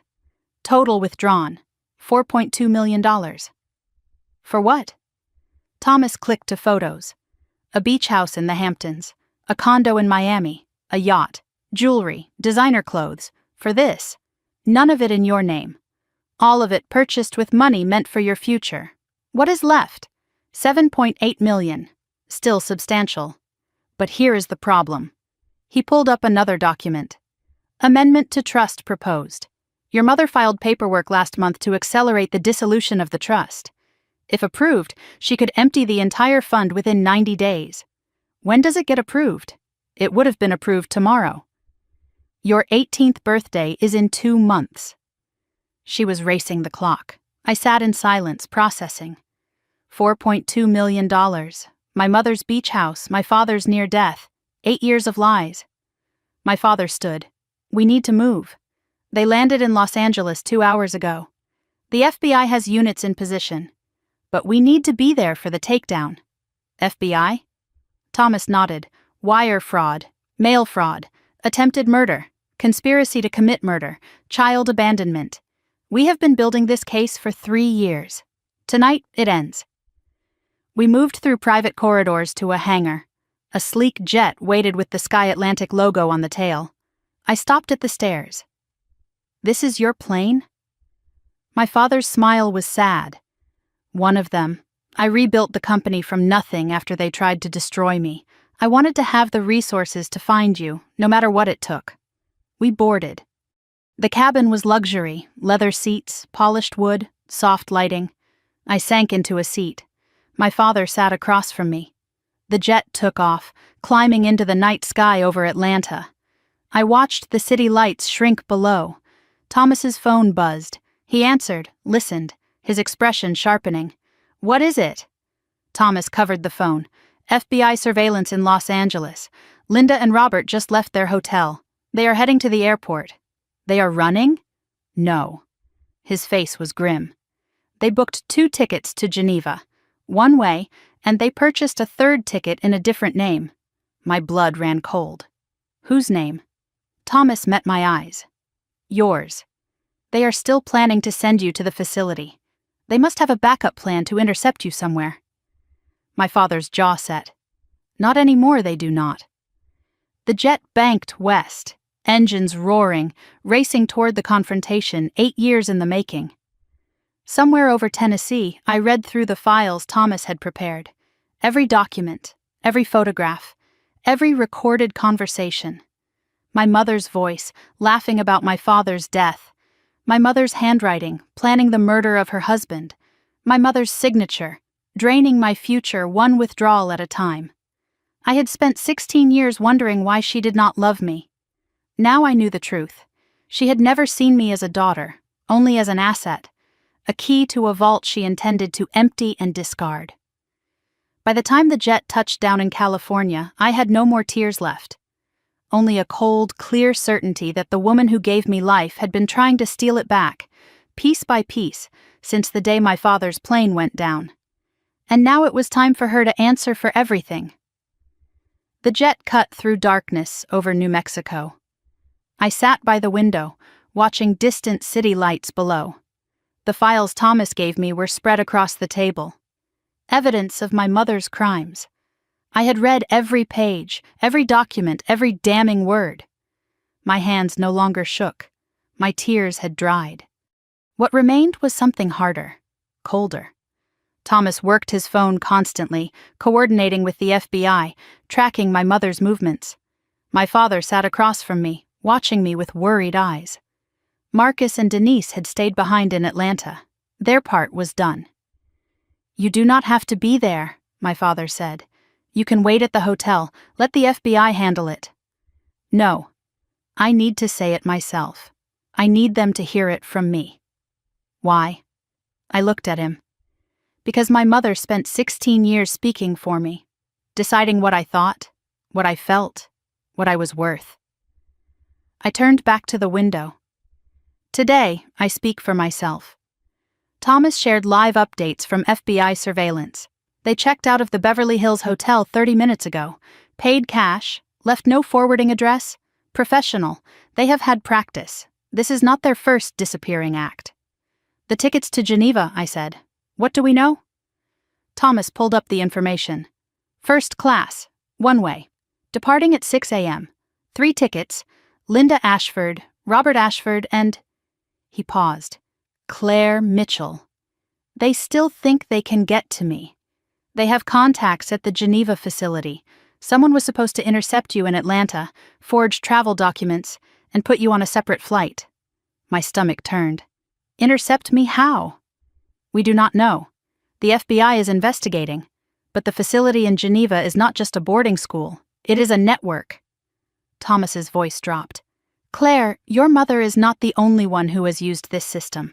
There are other children, other families. The Bureau has been building a case for years. So arresting my mother could blow the whole thing open. She has names, contacts, payment records. If she cooperates, dozens of children could be found." My father leaned forward. "And if she does not cooperate?" Thomas's expression was grim. "Then we have enough to put her away for 30 years. Either way, she is finished. I processed the information. A network, other children. My mother was not just destroying one family. She was part of something larger, darker, more organized. How many? Thomas shook his head. We do not know. The facility in Geneva has been operating for over a decade. But some estimates suggest hundreds, Claire. Potentially hundreds of children who disappeared and were never found. The jet descended through clouds over the Pacific. City lights spread below like scattered diamonds. I had never been to Los Angeles. This was supposed to be a family vacation. The irony tasted bitter. We landed at a private terminal. No customs, no crowds. 3 black SUVs waited on the tarmac with engines running. A woman in a dark suit approached. 40s, sharp eyes, FBI badge visible. Mr. Mitchell, I am Special Agent Rivera. We have eyes on the targets. They are in the airport now, approaching the international terminal. We climbed into the lead SUV. Rivera drove. Thomas sat in front. My father and I sat in back. Current status, Rivera said. Subjects have passed through initial security. They are waiting at Gate 67 for the Geneva flight. Why have you not arrested them? Rivera's eyes met mine in the rearview mirror. Because you deserve to see it, and because we want them to feel safe until the last possible moment. People who feel safe make mistakes. The SUV raced through airport access roads, behind the scenes, away from public eyes. My heart pounded. In minutes, I would see my mother for the first time since Atlanta, since the fake coffee stain, since the abandoned gate, since my entire world collapsed. What do I do when I see her? My father took my hand. Whatever you need to do. We are right beside you. Rivera's phone buzzed. She answered, listened, and her jaw tightened. Copy that. She turned to Thomas. We have a complication. Robert Ashford just separated from Linda. He is heading toward the parking garage instead of the gate. He is running? Or he is the distraction. We are splitting the team. Half on Linda, half on Robert. But be aware, if Robert has a backup plan, we might not know what it is yet. We entered the terminal through a staff entrance. Badges flashed, doors opened. The international terminal was quiet at this hour. Scattered travelers, cleaning crews. Gate 67 was at the end of a long corridor. And there, sitting in a first-class lounge chair, was my mother. I stopped. My breath caught. She looked exactly the same. Blonde hair perfectly styled, designer clothes, manicured nails. She was reading a magazine, calm, composed, like she was waiting for a spa appointment, not fleeing the country. Like she had not abandoned her daughter in an airport 12 hours ago. Rivera led the team forward. 4 FBI agents formed a loose perimeter. My mother did not notice until they were 20 feet away. She looked up. Her eyes found Rivera's badge first, then Thomas, then my father. Her face went white. Then she saw me. Rivera stepped forward. Linda Mitchell Ashford. You are under arrest for wire fraud, mail fraud, conspiracy to commit murder, and child abandonment. You have the right to remain silent. My mother stood so fast her magazine flew across the floor. This is harassment. This is a mistake. I want my lawyer. Anything you say can and will be used against you in a court of law. My mother's eyes darted around looking for escape. There was none. 4 agents. Nowhere to run. You have the right to an attorney. If you cannot afford an attorney, I can afford 100 attorneys. Her voice was ice. You have no idea who you are dealing with. Rivera did not blink. Ma'am, we know exactly who we are dealing with. As the agents moved to cuff her, my mother looked past them, directly at my father. Her composure cracked for just a moment, and something feral crossed her face. You, she breathed. You should have stayed dead. My father's voice was steady. I tried. You were not thorough enough. Her laugh was harsh, broken. I should have checked the lake myself. Rivera's radio crackled. Second target in custody. He tried to run. Did not get far. I felt grim satisfaction. Robert, running like a coward, caught in a parking garage. Where is he now? Being transported to the field office. He is already asking for a deal. My father stepped forward. The agents held my mother's arms, but she had not been led away yet. 8 years, Linda. 8 years I searched for my daughter. 8 years she believed I was dead. She was better off without you. She was alone, unloved, abandoned. You treated her like an inconvenience. I treated her like what she was, a means to an end, just like you were. My father's voice was quiet but lethal. You never loved either of us. Love? My mother laughed. Love does not pay for beach houses, Ethan. Love does not buy freedom, the trust fund. That is all she ever was to you, $12 million. That is what she was worth.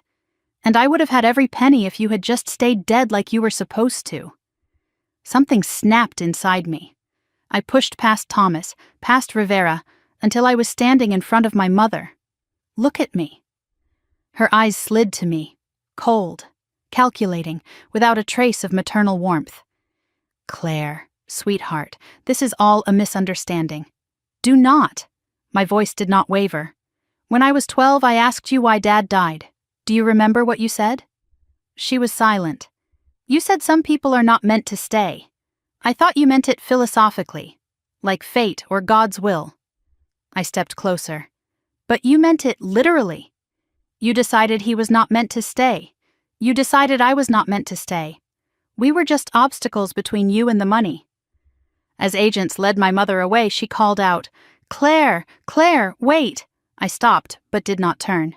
You think you have won? You think this is over? I spoke over my shoulder. No, this is just the beginning.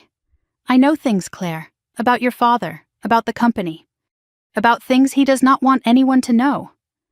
Rivera cut her off. Ma'am, you need to come with us. Now. My mother was pulled away, still shouting threats and promises that echoed down the terminal corridor. My father appeared at my side. You did not have to hear that. What she said about not loving you. I turned to face him. Yes, I did. I needed to hear it. I needed to stop hoping for something that was never real. And now? Now I want to look her in the eye one more time. In an interrogation room. With cameras recording. I want everything she has done documented where she cannot deny it. Agent Rivera approached. We are transporting both subjects to the federal building downtown. If you want to observe the interrogation... Observe? I shook my head. I want to be in the room. Rivera hesitated. That is highly irregular. Thomas stepped forward. The victim has a right to face her accuser. And Claire Mitchell is very much a victim here. Rivera considered, then nodded. 1 hour. We will have them processed by then. I looked at my father. Will you come with me? His hand found mine. Wherever you need to go, I am not leaving you again. We walked out of the terminal together. Father and daughter, united for the first time in 8 years, walking toward the moment when everything would finally be settled. I had spent 16 years being defined by my mother's lies. 16 years believing I was unlovable, unwanted, a burden to be managed. In one sentence, she had confirmed every fear I ever had, and in doing so, she had set me free. Because the truth, no matter how brutal, is better than the prettiest lie. And now, armed with that truth, I was going to make sure the whole world knew exactly what Linda Mitchell had done. Not for revenge, not for satisfaction, but because somewhere in Geneva, there were other children trapped in her network. Other daughters and sons whose parents had sold them for convenience. And if my story could save even one of them, then everything I had suffered would mean something. I walked out of that airport not as a victim, but as a witness, and I was ready to testify. The FBI field office was a fortress of concrete and glass in downtown Los Angeles. Everything was sterile, white walls, fluorescent lights, echoing corridors. Agents moved with purpose, speaking in clipped tones about subjects and evidence. My mother was somewhere in this building, in a cell, waiting. Agent Rivera led us to a small room with a one-way mirror. Through the glass I could see an interrogation room, empty except for a metal table and 2 chairs. She will be brought in shortly. You can observe from here. I shook my head. I told you, I want to be in the room. Rivera hesitated. It is not standard procedure. Thomas stepped forward with a document. I have filed a victim impact statement request. Claire has the legal right to face her accuser before formal charges are filed. Rivera read the document and sighed. 10 minutes.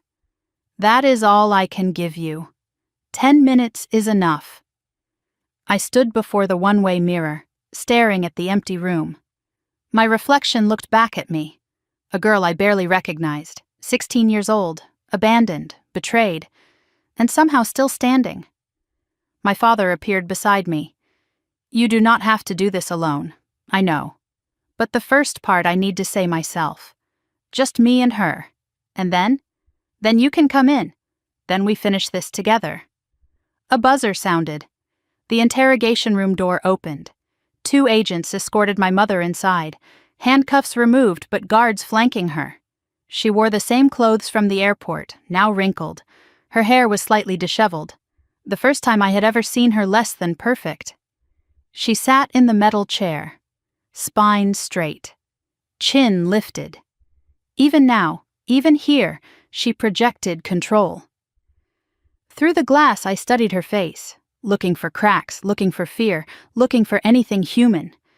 Her expression was stone. Unreadable, waiting.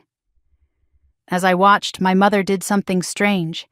She smiled, not at the mirror. She could not know anyone was watching. She smiled at nothing, at the empty room, at some private thought that amused her. It was the smile I remembered from childhood. The one that meant she had a secret. The smile that meant she believed she had already won. I pushed through the observation room door before I could change my mind. The corridor was 15 feet long, the longest walk of my life. An agent opened the interrogation room door. I stepped inside. The room was smaller than it looked through the glass. The air was cold, sterile, recycled. My mother looked up as I entered. For one fraction of a second, something flickered across her face. Surprise.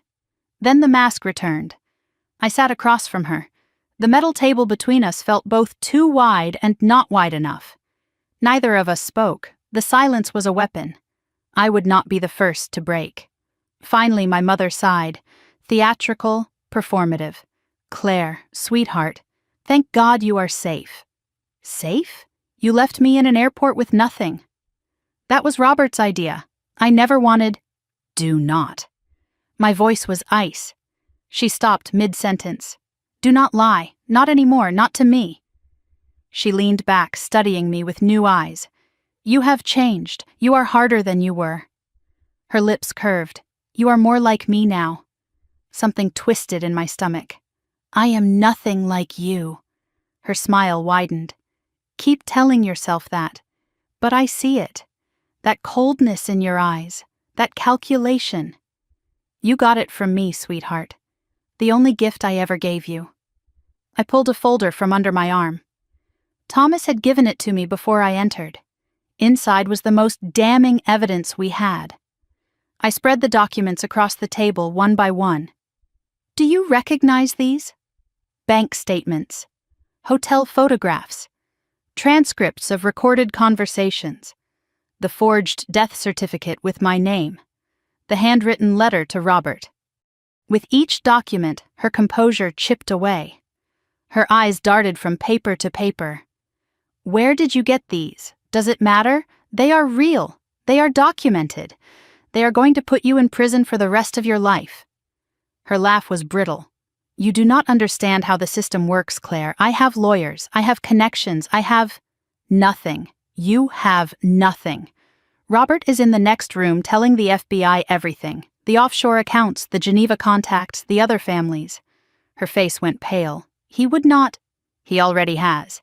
He is trading everything he knows for a reduced sentence, including your little plan to make me disappear. Her composure shattered. That is not... I did not mean... He also told them about the man you hired, the one who was supposed to intercept me in Atlanta, the one who was supposed to put me on a plane to Geneva.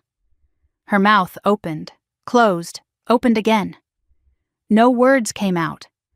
For the first time in my memory, my mother had nothing to say. I watched her struggle to regain control, watched the calculation behind her eyes, the search for a new angle. Stop. She blinked. Stop what? Stop thinking about how to spin this. Stop looking for the escape route. There is none. I leaned forward. I only have one question. One thing I need to know before this is over. Did you ever love me? The question hung in the air. My mother stared at me. Not as a business asset, not as leverage, not as a key to Dad's money. My voice cracked despite my best efforts. Did you ever love me? Your daughter? Even once? Even for a single moment? Seconds passed. They felt like hours. Her expression shifted. Not to remorse, to something worse, consideration, assessment. Like she was deciding what answer would help her most. That calculation was the answer. The fact that she had to think about it. You were supposed to be my insurance policy, she said finally. Her voice was flat, stripped of pretense. What does that mean? Your father had everything. The company, the money, the future, and he was going to leave me with nothing. Her eyes met mine. You were my guarantee, my leverage, my way of making sure I got what I deserved. And when he died? When he died, you became worth $12 million. You were supposed to fund my freedom. I was 3 days old when you decided this? She shrugged. I have always been a planner. I looked at her hands, folded on the metal table, manicured nails perfect even now. Those hands had held me as a baby, brushed my hair before school, made me hot chocolate when I could not sleep. I tried to reconcile those memories with the woman before me and could not. It was like looking at a stranger wearing my mother's face. You never loved me. It was not a question anymore. She tilted her head. I loved what you could give me. Is that not the same thing? I stood. I had heard enough. I turned toward the door. Her voice stopped me. Do you not want to know why? The real reason? I turned back. I just heard the reason. Money. No. Her smile was thin, cruel. Money was the method, not the motive. Your father refused to give me what I was owed. 10 years of marriage, 10 years of building his company beside him. And when I asked for a seat on the board, he said no. He said I was not qualified, that I had not earned it. Her voice hardened. He took everything from me, Claire, my ambition, my potential, my future. He looked at me and saw a wife, not a partner. She stood, palms flat on the table. So, yes.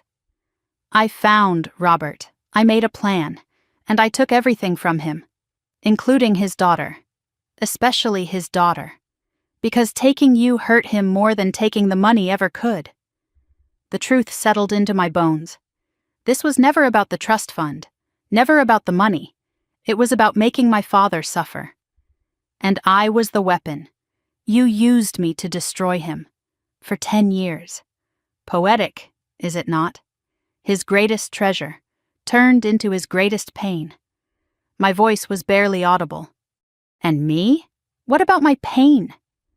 Her expression did not change. Collateral damage. Agents entered the room. Time was up. They moved to escort her out. At the door, she turned back. You will regret this. I met her eyes. The only thing I regret is believing you. Ever. The door closed behind her. She was gone. My father pulled me into an embrace. I stood rigid for a moment, then collapsed against him. The tears came. Not for my mother, for the mother I never had, for the lie I spent 16 years believing. It is over, he whispered. It is finally over. I shook my head against his chest. Not yet. There is still the trial. The other children, the network. We will face all of it. Together. I pulled back and looked at him. Promise? I spent 8 years looking for you. You think I am going anywhere now? We walked out of that interrogation room together. My father and I. Behind us, Linda Mitchell Ashford was being processed, photographed, locked in a cell to await trial. In the coming months, she would face charges that carried sentences measured in decades. She would watch her empire crumble, her secrets exposed, her network dismantled one contact at a time. And through it all, I would be there. Not as her daughter. That bond was broken beyond repair. But as a witness, as a survivor, as living proof that some things are stronger than blood, stronger than money, stronger than all the manipulation and cruelty in the world. Things like truth, like justice, like a father who never stopped searching and a daughter who finally found the courage to stop running from the truth. 3 months passed. The federal courthouse rose against a gray October sky. I stood at the base of the steps, heart pounding. Today I would testify. Today I would tell the world what my mother did. My father stood beside me. You do not have to do this.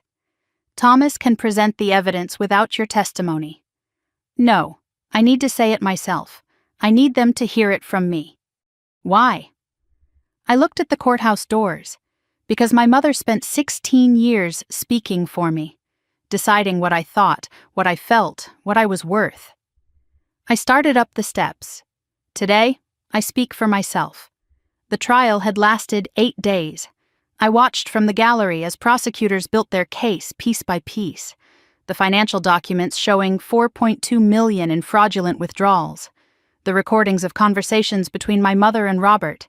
The maintenance logs proving sabotage on my father's plane. The forged death certificates.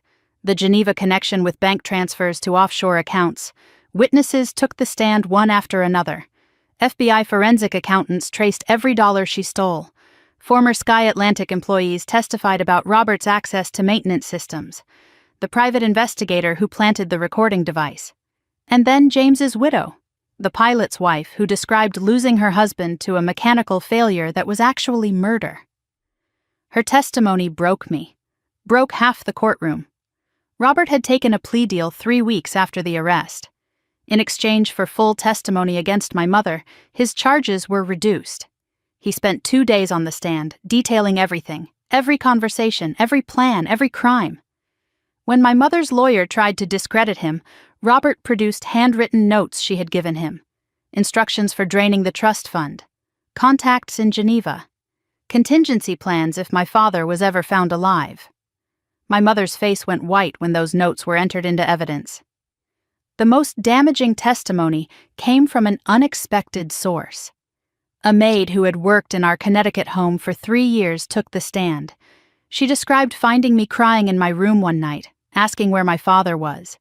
My mother's response, overheard through the door: "Your father is dead, and the sooner you forget he existed, the better for everyone."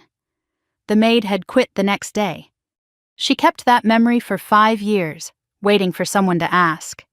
Then my name was called. I stood, smoothed my dress. Simple navy blue, chosen by my therapist. Something that makes you feel like yourself, not a victim, not a spectator, yourself. The walk to the witness stand was 30 feet. It felt like 30 miles. Do you swear to tell the truth, the whole truth, and nothing but the truth? I do. I sat. The courtroom was silent. 200 people watching, cameras recording. My mother 10 feet away. I did not look at her. Not yet. The prosecutor guided me through my story. The abandonment at Atlanta airport, the theft of my phone and wallet, the fake coffee stain, the years of isolation, being called the problem child, the trust fund I never knew existed, finding the documents in the basement, the conversation I overheard, the night Marcus found me, the reunion with my father, the truth about the plane crash. Claire, did your mother ever tell you your father was dead? Yes. When I was 8 years old. And did you believe her? My throat tightened. I believed everything she told me. For 16 years, I believed every word. And when you learned the truth? I finally looked at my mother. Her face was stone, unreadable, unchanged. When I learned the truth, I realized I had never known her at all. The mother I thought I had never existed. The defense attorney approached. Miss Mitchell, is it not true that you have a history of behavioral problems? That your mother was simply trying to manage a difficult child? I felt the old shame rise. Then die. My mother created those reports. She told teachers and therapists that I was troubled so no one would believe me if I ever questioned her. I looked directly at the attorney. I was not a difficult child. I was a witness she was trying to discredit before I even knew there was something to witness. The jury deliberated for 6 hours. I waited in a small room with my father, Thomas, and Marcus. Marcus had come from Atlanta for the verdict. He said he needed to see it end. 6 hours. I paced, checked my phone, paced again. What if they do not believe me? My father's hand on my shoulder. They will believe the evidence. The evidence does not lie. The bailiff called us back. The courtroom was packed. My mother sat at the defense table, spine straight, chin lifted. Even now, she performed composure. In the matter of the United States versus Linda Mitchell Ashford, on the charge of wire fraud, how does the jury find? Guilty. On the charge of mail fraud? Guilty. On the charge of conspiracy to commit murder? Guilty. On the charge of child abandonment? Guilty. Each word landed like a hammer. I gripped my father's hand until my knuckles turned white. When the final verdict was read, my mother's mask cracked, not into remorse, into rage. She turned toward me, eyes blazing. This is not over. You will never be free of me. Never. I met her eyes one last time, said nothing. There was nothing left to say. As guards led her away, she stumbled, a crack in the perfect facade. For one moment she looked old, fragile, human. Something stirred in my chest. Not sympathy, recognition. This was the woman who gave me life, who shaped my earliest memories, who destroyed everything in pursuit of revenge and money. In the end, she had nothing. That was the saddest part of all. Sentencing came 1 week later. My mother appeared in an orange jumpsuit. Designer clothes replaced by prison issue. She looked smaller, diminished. Linda Mitchell Ashford, 15 years federal prison. No possibility of parole for 10 years. Robert Ashford, 12 years federal prison. Reduced for cooperation. Full restitution of stolen funds. Forfeiture of all assets obtained through fraud. Before she was led away, my mother was given the opportunity to speak. She stood, looked at me, at my father. I regret nothing. Everything I did for survival. One day you will understand. The judge's voice was ice. Remove the defendant. The week after sentencing, my father called a meeting at Sky Atlantic headquarters. Marcus was there. Showered, shaved, wearing clothes that fit. I barely recognized him. Marcus helped save my daughter's life, my father said. He spent 10 years waiting for the truth to come out. He deserves more than gratitude. Full reinstatement at Sky Atlantic. Senior advisor for safety compliance. A formal apology clearing his name. Compensation for the years he lost. Back pay, pension restoration, a settlement that would let him live comfortably forever. Marcus stared at the offer letter. I do not know what to say. My father shook his hand. Say yes. And help me make sure no one else ever gets framed the way you did. After the meeting, Marcus found me in the hallway. Thank you for believing me. That first night, I shook my head. You saved me. All I did was listen. Sometimes listening is the bravest thing anyone can do. He handed me the photograph. Me at 6, gap-toothed smile, sitting on a swing. I have carried this for 10 years. I think it is time you had it back. I looked at the photograph. Myself as a child, innocent, unaware of the darkness gathering. I do not remember this day. Your father said it was the happiest day of his life. He had just closed a deal that would make Sky Atlantic profitable. He came home early to celebrate with you, just the two of you, in the backyard for 3 hours. My eyes burned. I wish I could remember. You will. Not the day itself, but the feeling. You will find it again. 1 month after sentencing, I sat at the desk in my new room. My father's house in Colorado, mountains visible through the window. I had a letter to write. Linda, I cannot call you Mom anymore. I am not sure I ever really could. I am writing because I need you to know that I forgive you. Not for your sake, for mine. Carrying hatred is exhausting. It is a weight I refuse to bear. You taught me what love is not. That is something, I suppose. I hope you find peace in prison. I hope you find something real, something true, even if you never found it with me. I will not visit. I will not write again. This letter is my goodbye. I survived you. That is my victory. I signed it simply. Claire. I sealed the envelope. Addressed it to the Federal Women's Prison in Texas. Walked to the mailbox at the end of the long driveway, dropped it in, did not look back. The sun was setting over the mountains, orange and pink and gold. I stood at the mailbox, breathing the clean Colorado air. Behind me, the front door opened, my father's voice. Claire, dinner is ready. I turned toward the house, my house now. My home, coming, Dad. The word felt strange on my tongue. Dad. I had not said it in 8 years, but standing in the fading light, with the letter sent and the past finally behind me, it felt right. It felt like the beginning of something new. I woke to sunlight streaming through curtains. The view from my window showed snow-capped peaks, pine forests, endless sky. For a moment I forgot where I was. Then I remembered.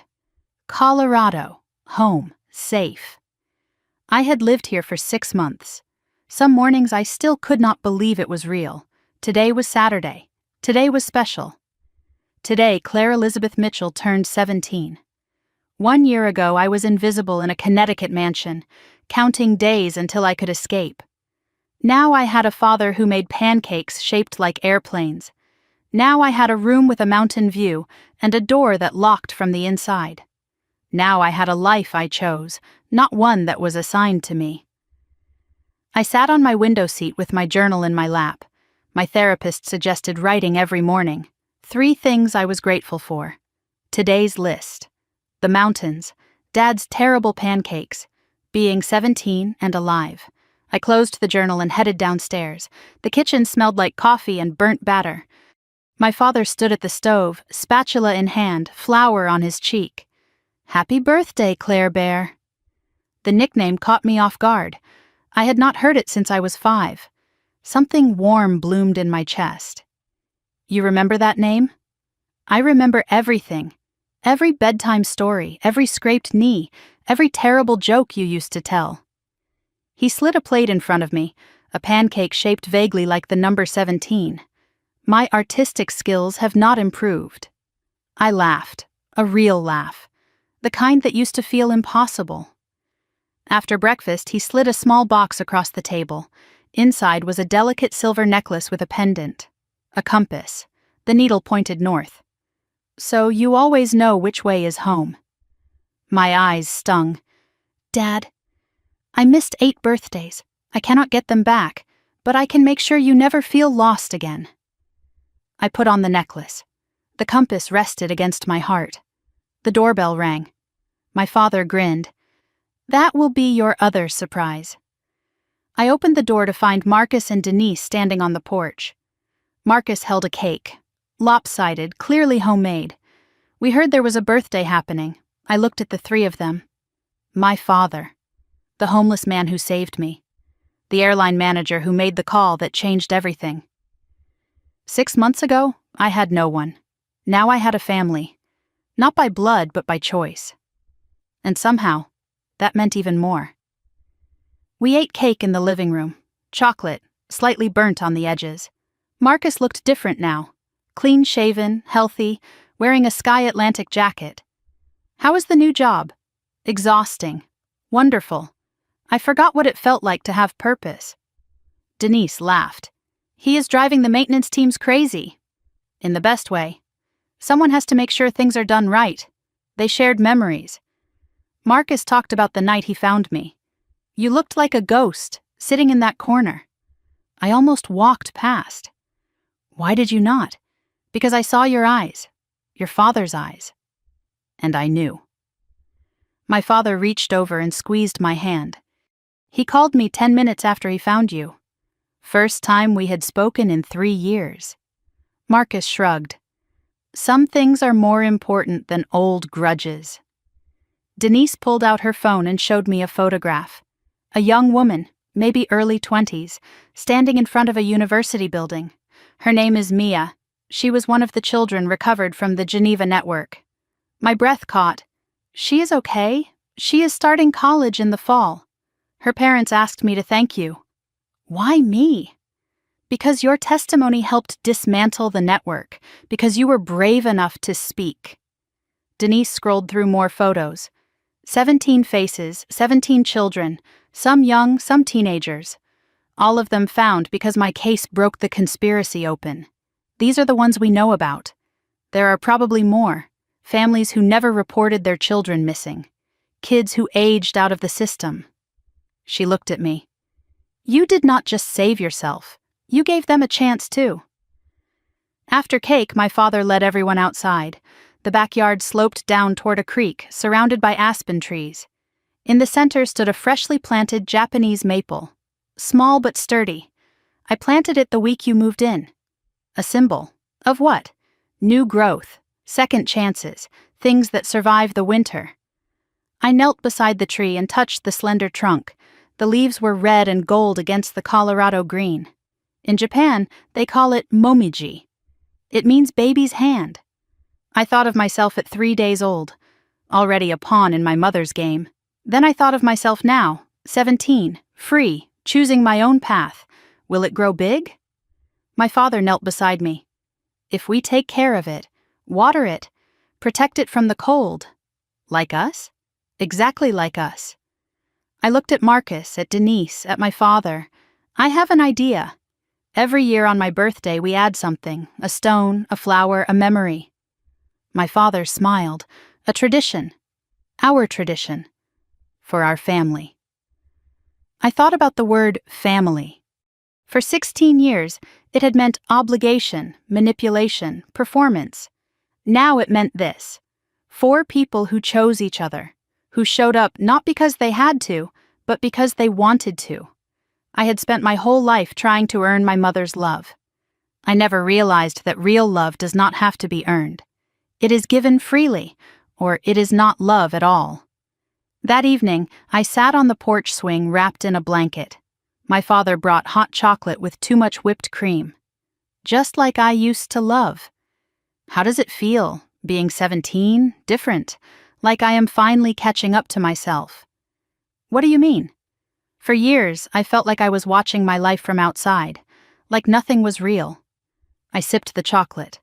Now I am in it. Actually living. It is terrifying and wonderful. Any regrets? About testifying? No. About the letter? No. About Linda? I paused. The hardest question. I regret that I spent so long hoping she would change. I regret the years I wasted trying to earn something that was never available. And now? Now I understand that some people cannot love. Not because of anything you did. Because of something broken in them. I looked at my father. I spent 16 years asking why she did not love me. Now I know it was never about me at all. We sat in comfortable silence, watching the stars emerge. I thought about everything that led to this moment. The abandoned airport, the sandwich Marcus gave me, the chairman walking through the door. Every terrible thing that happened brought me here. I would not wish my story on anyone, but I would not trade this ending either. Later that night, I sat at my desk. The compass necklace caught the lamplight. I opened my journal to a fresh page. Today I turned 17. 1 year ago, I was invisible, forgotten, waiting to be thrown away. Now I sit in a house in the mountains, with a father who never stopped looking for me, surrounded by people who chose me. I used to think my story was about betrayal, about a mother who saw me as a means to an end. But that is not the whole story. That is just the beginning. My real story is about the people who refused to let me disappear, the homeless man who shared his sandwich, the airline manager who made the call, the father who searched for 8 years. My real story is about survival, and second chances, and learning that family is not always blood. Sometimes it is the people who show up when blood walks away. I am 17 now. I have the rest of my life ahead of me, and for the first time, I am excited to see what happens next. I closed the journal and looked out the window. The mountains were silver in the moonlight. I thought about the girl I was 1 year ago. Alone in an airport, starving, desperate, certain no one would ever hear my story. But I am still here. And now you know what happened. If you are watching this and you feel invisible in your own family, I see you. If you are wondering whether anyone would notice if you disappeared, I notice you. If you have been told you are difficult, you are a problem, you are too much, you are not. You are exactly enough. I shared my story because silence almost killed me. Because secrets protect the people who hurt us, not the people they hurt. So here is what I am asking. If this story meant something to you, leave a comment. Tell me where you are watching from. Tell me if you have ever felt invisible. Tell me if someone unexpected saved your life. Your story matters, even if no one has told you that before. And if you want to hear more stories like this, stories about survivors, about justice, about people who refuse to stay silent, subscribe to this channel. Hit that notification bell. Share this video with someone who needs to hear it. Because somewhere out there, someone is sitting alone in an airport, metaphorically or literally, waiting for someone to notice them. Maybe your comment will be the thing that helps them hold on. I am Claire Mitchell. I was abandoned at 16. I survived a mother who never loved me, and a conspiracy that should have destroyed me. But I am still here. I found my father. I found my family. I found myself. And if I can survive, so can you. Thank you for listening. Thank you for being here. And remember, no matter how dark it gets, there is always someone searching for you, even when you do not know it. Until next time, stay strong, stay seen, and never stop fighting for the life you deserve. This story is fictionalized for dramatic effect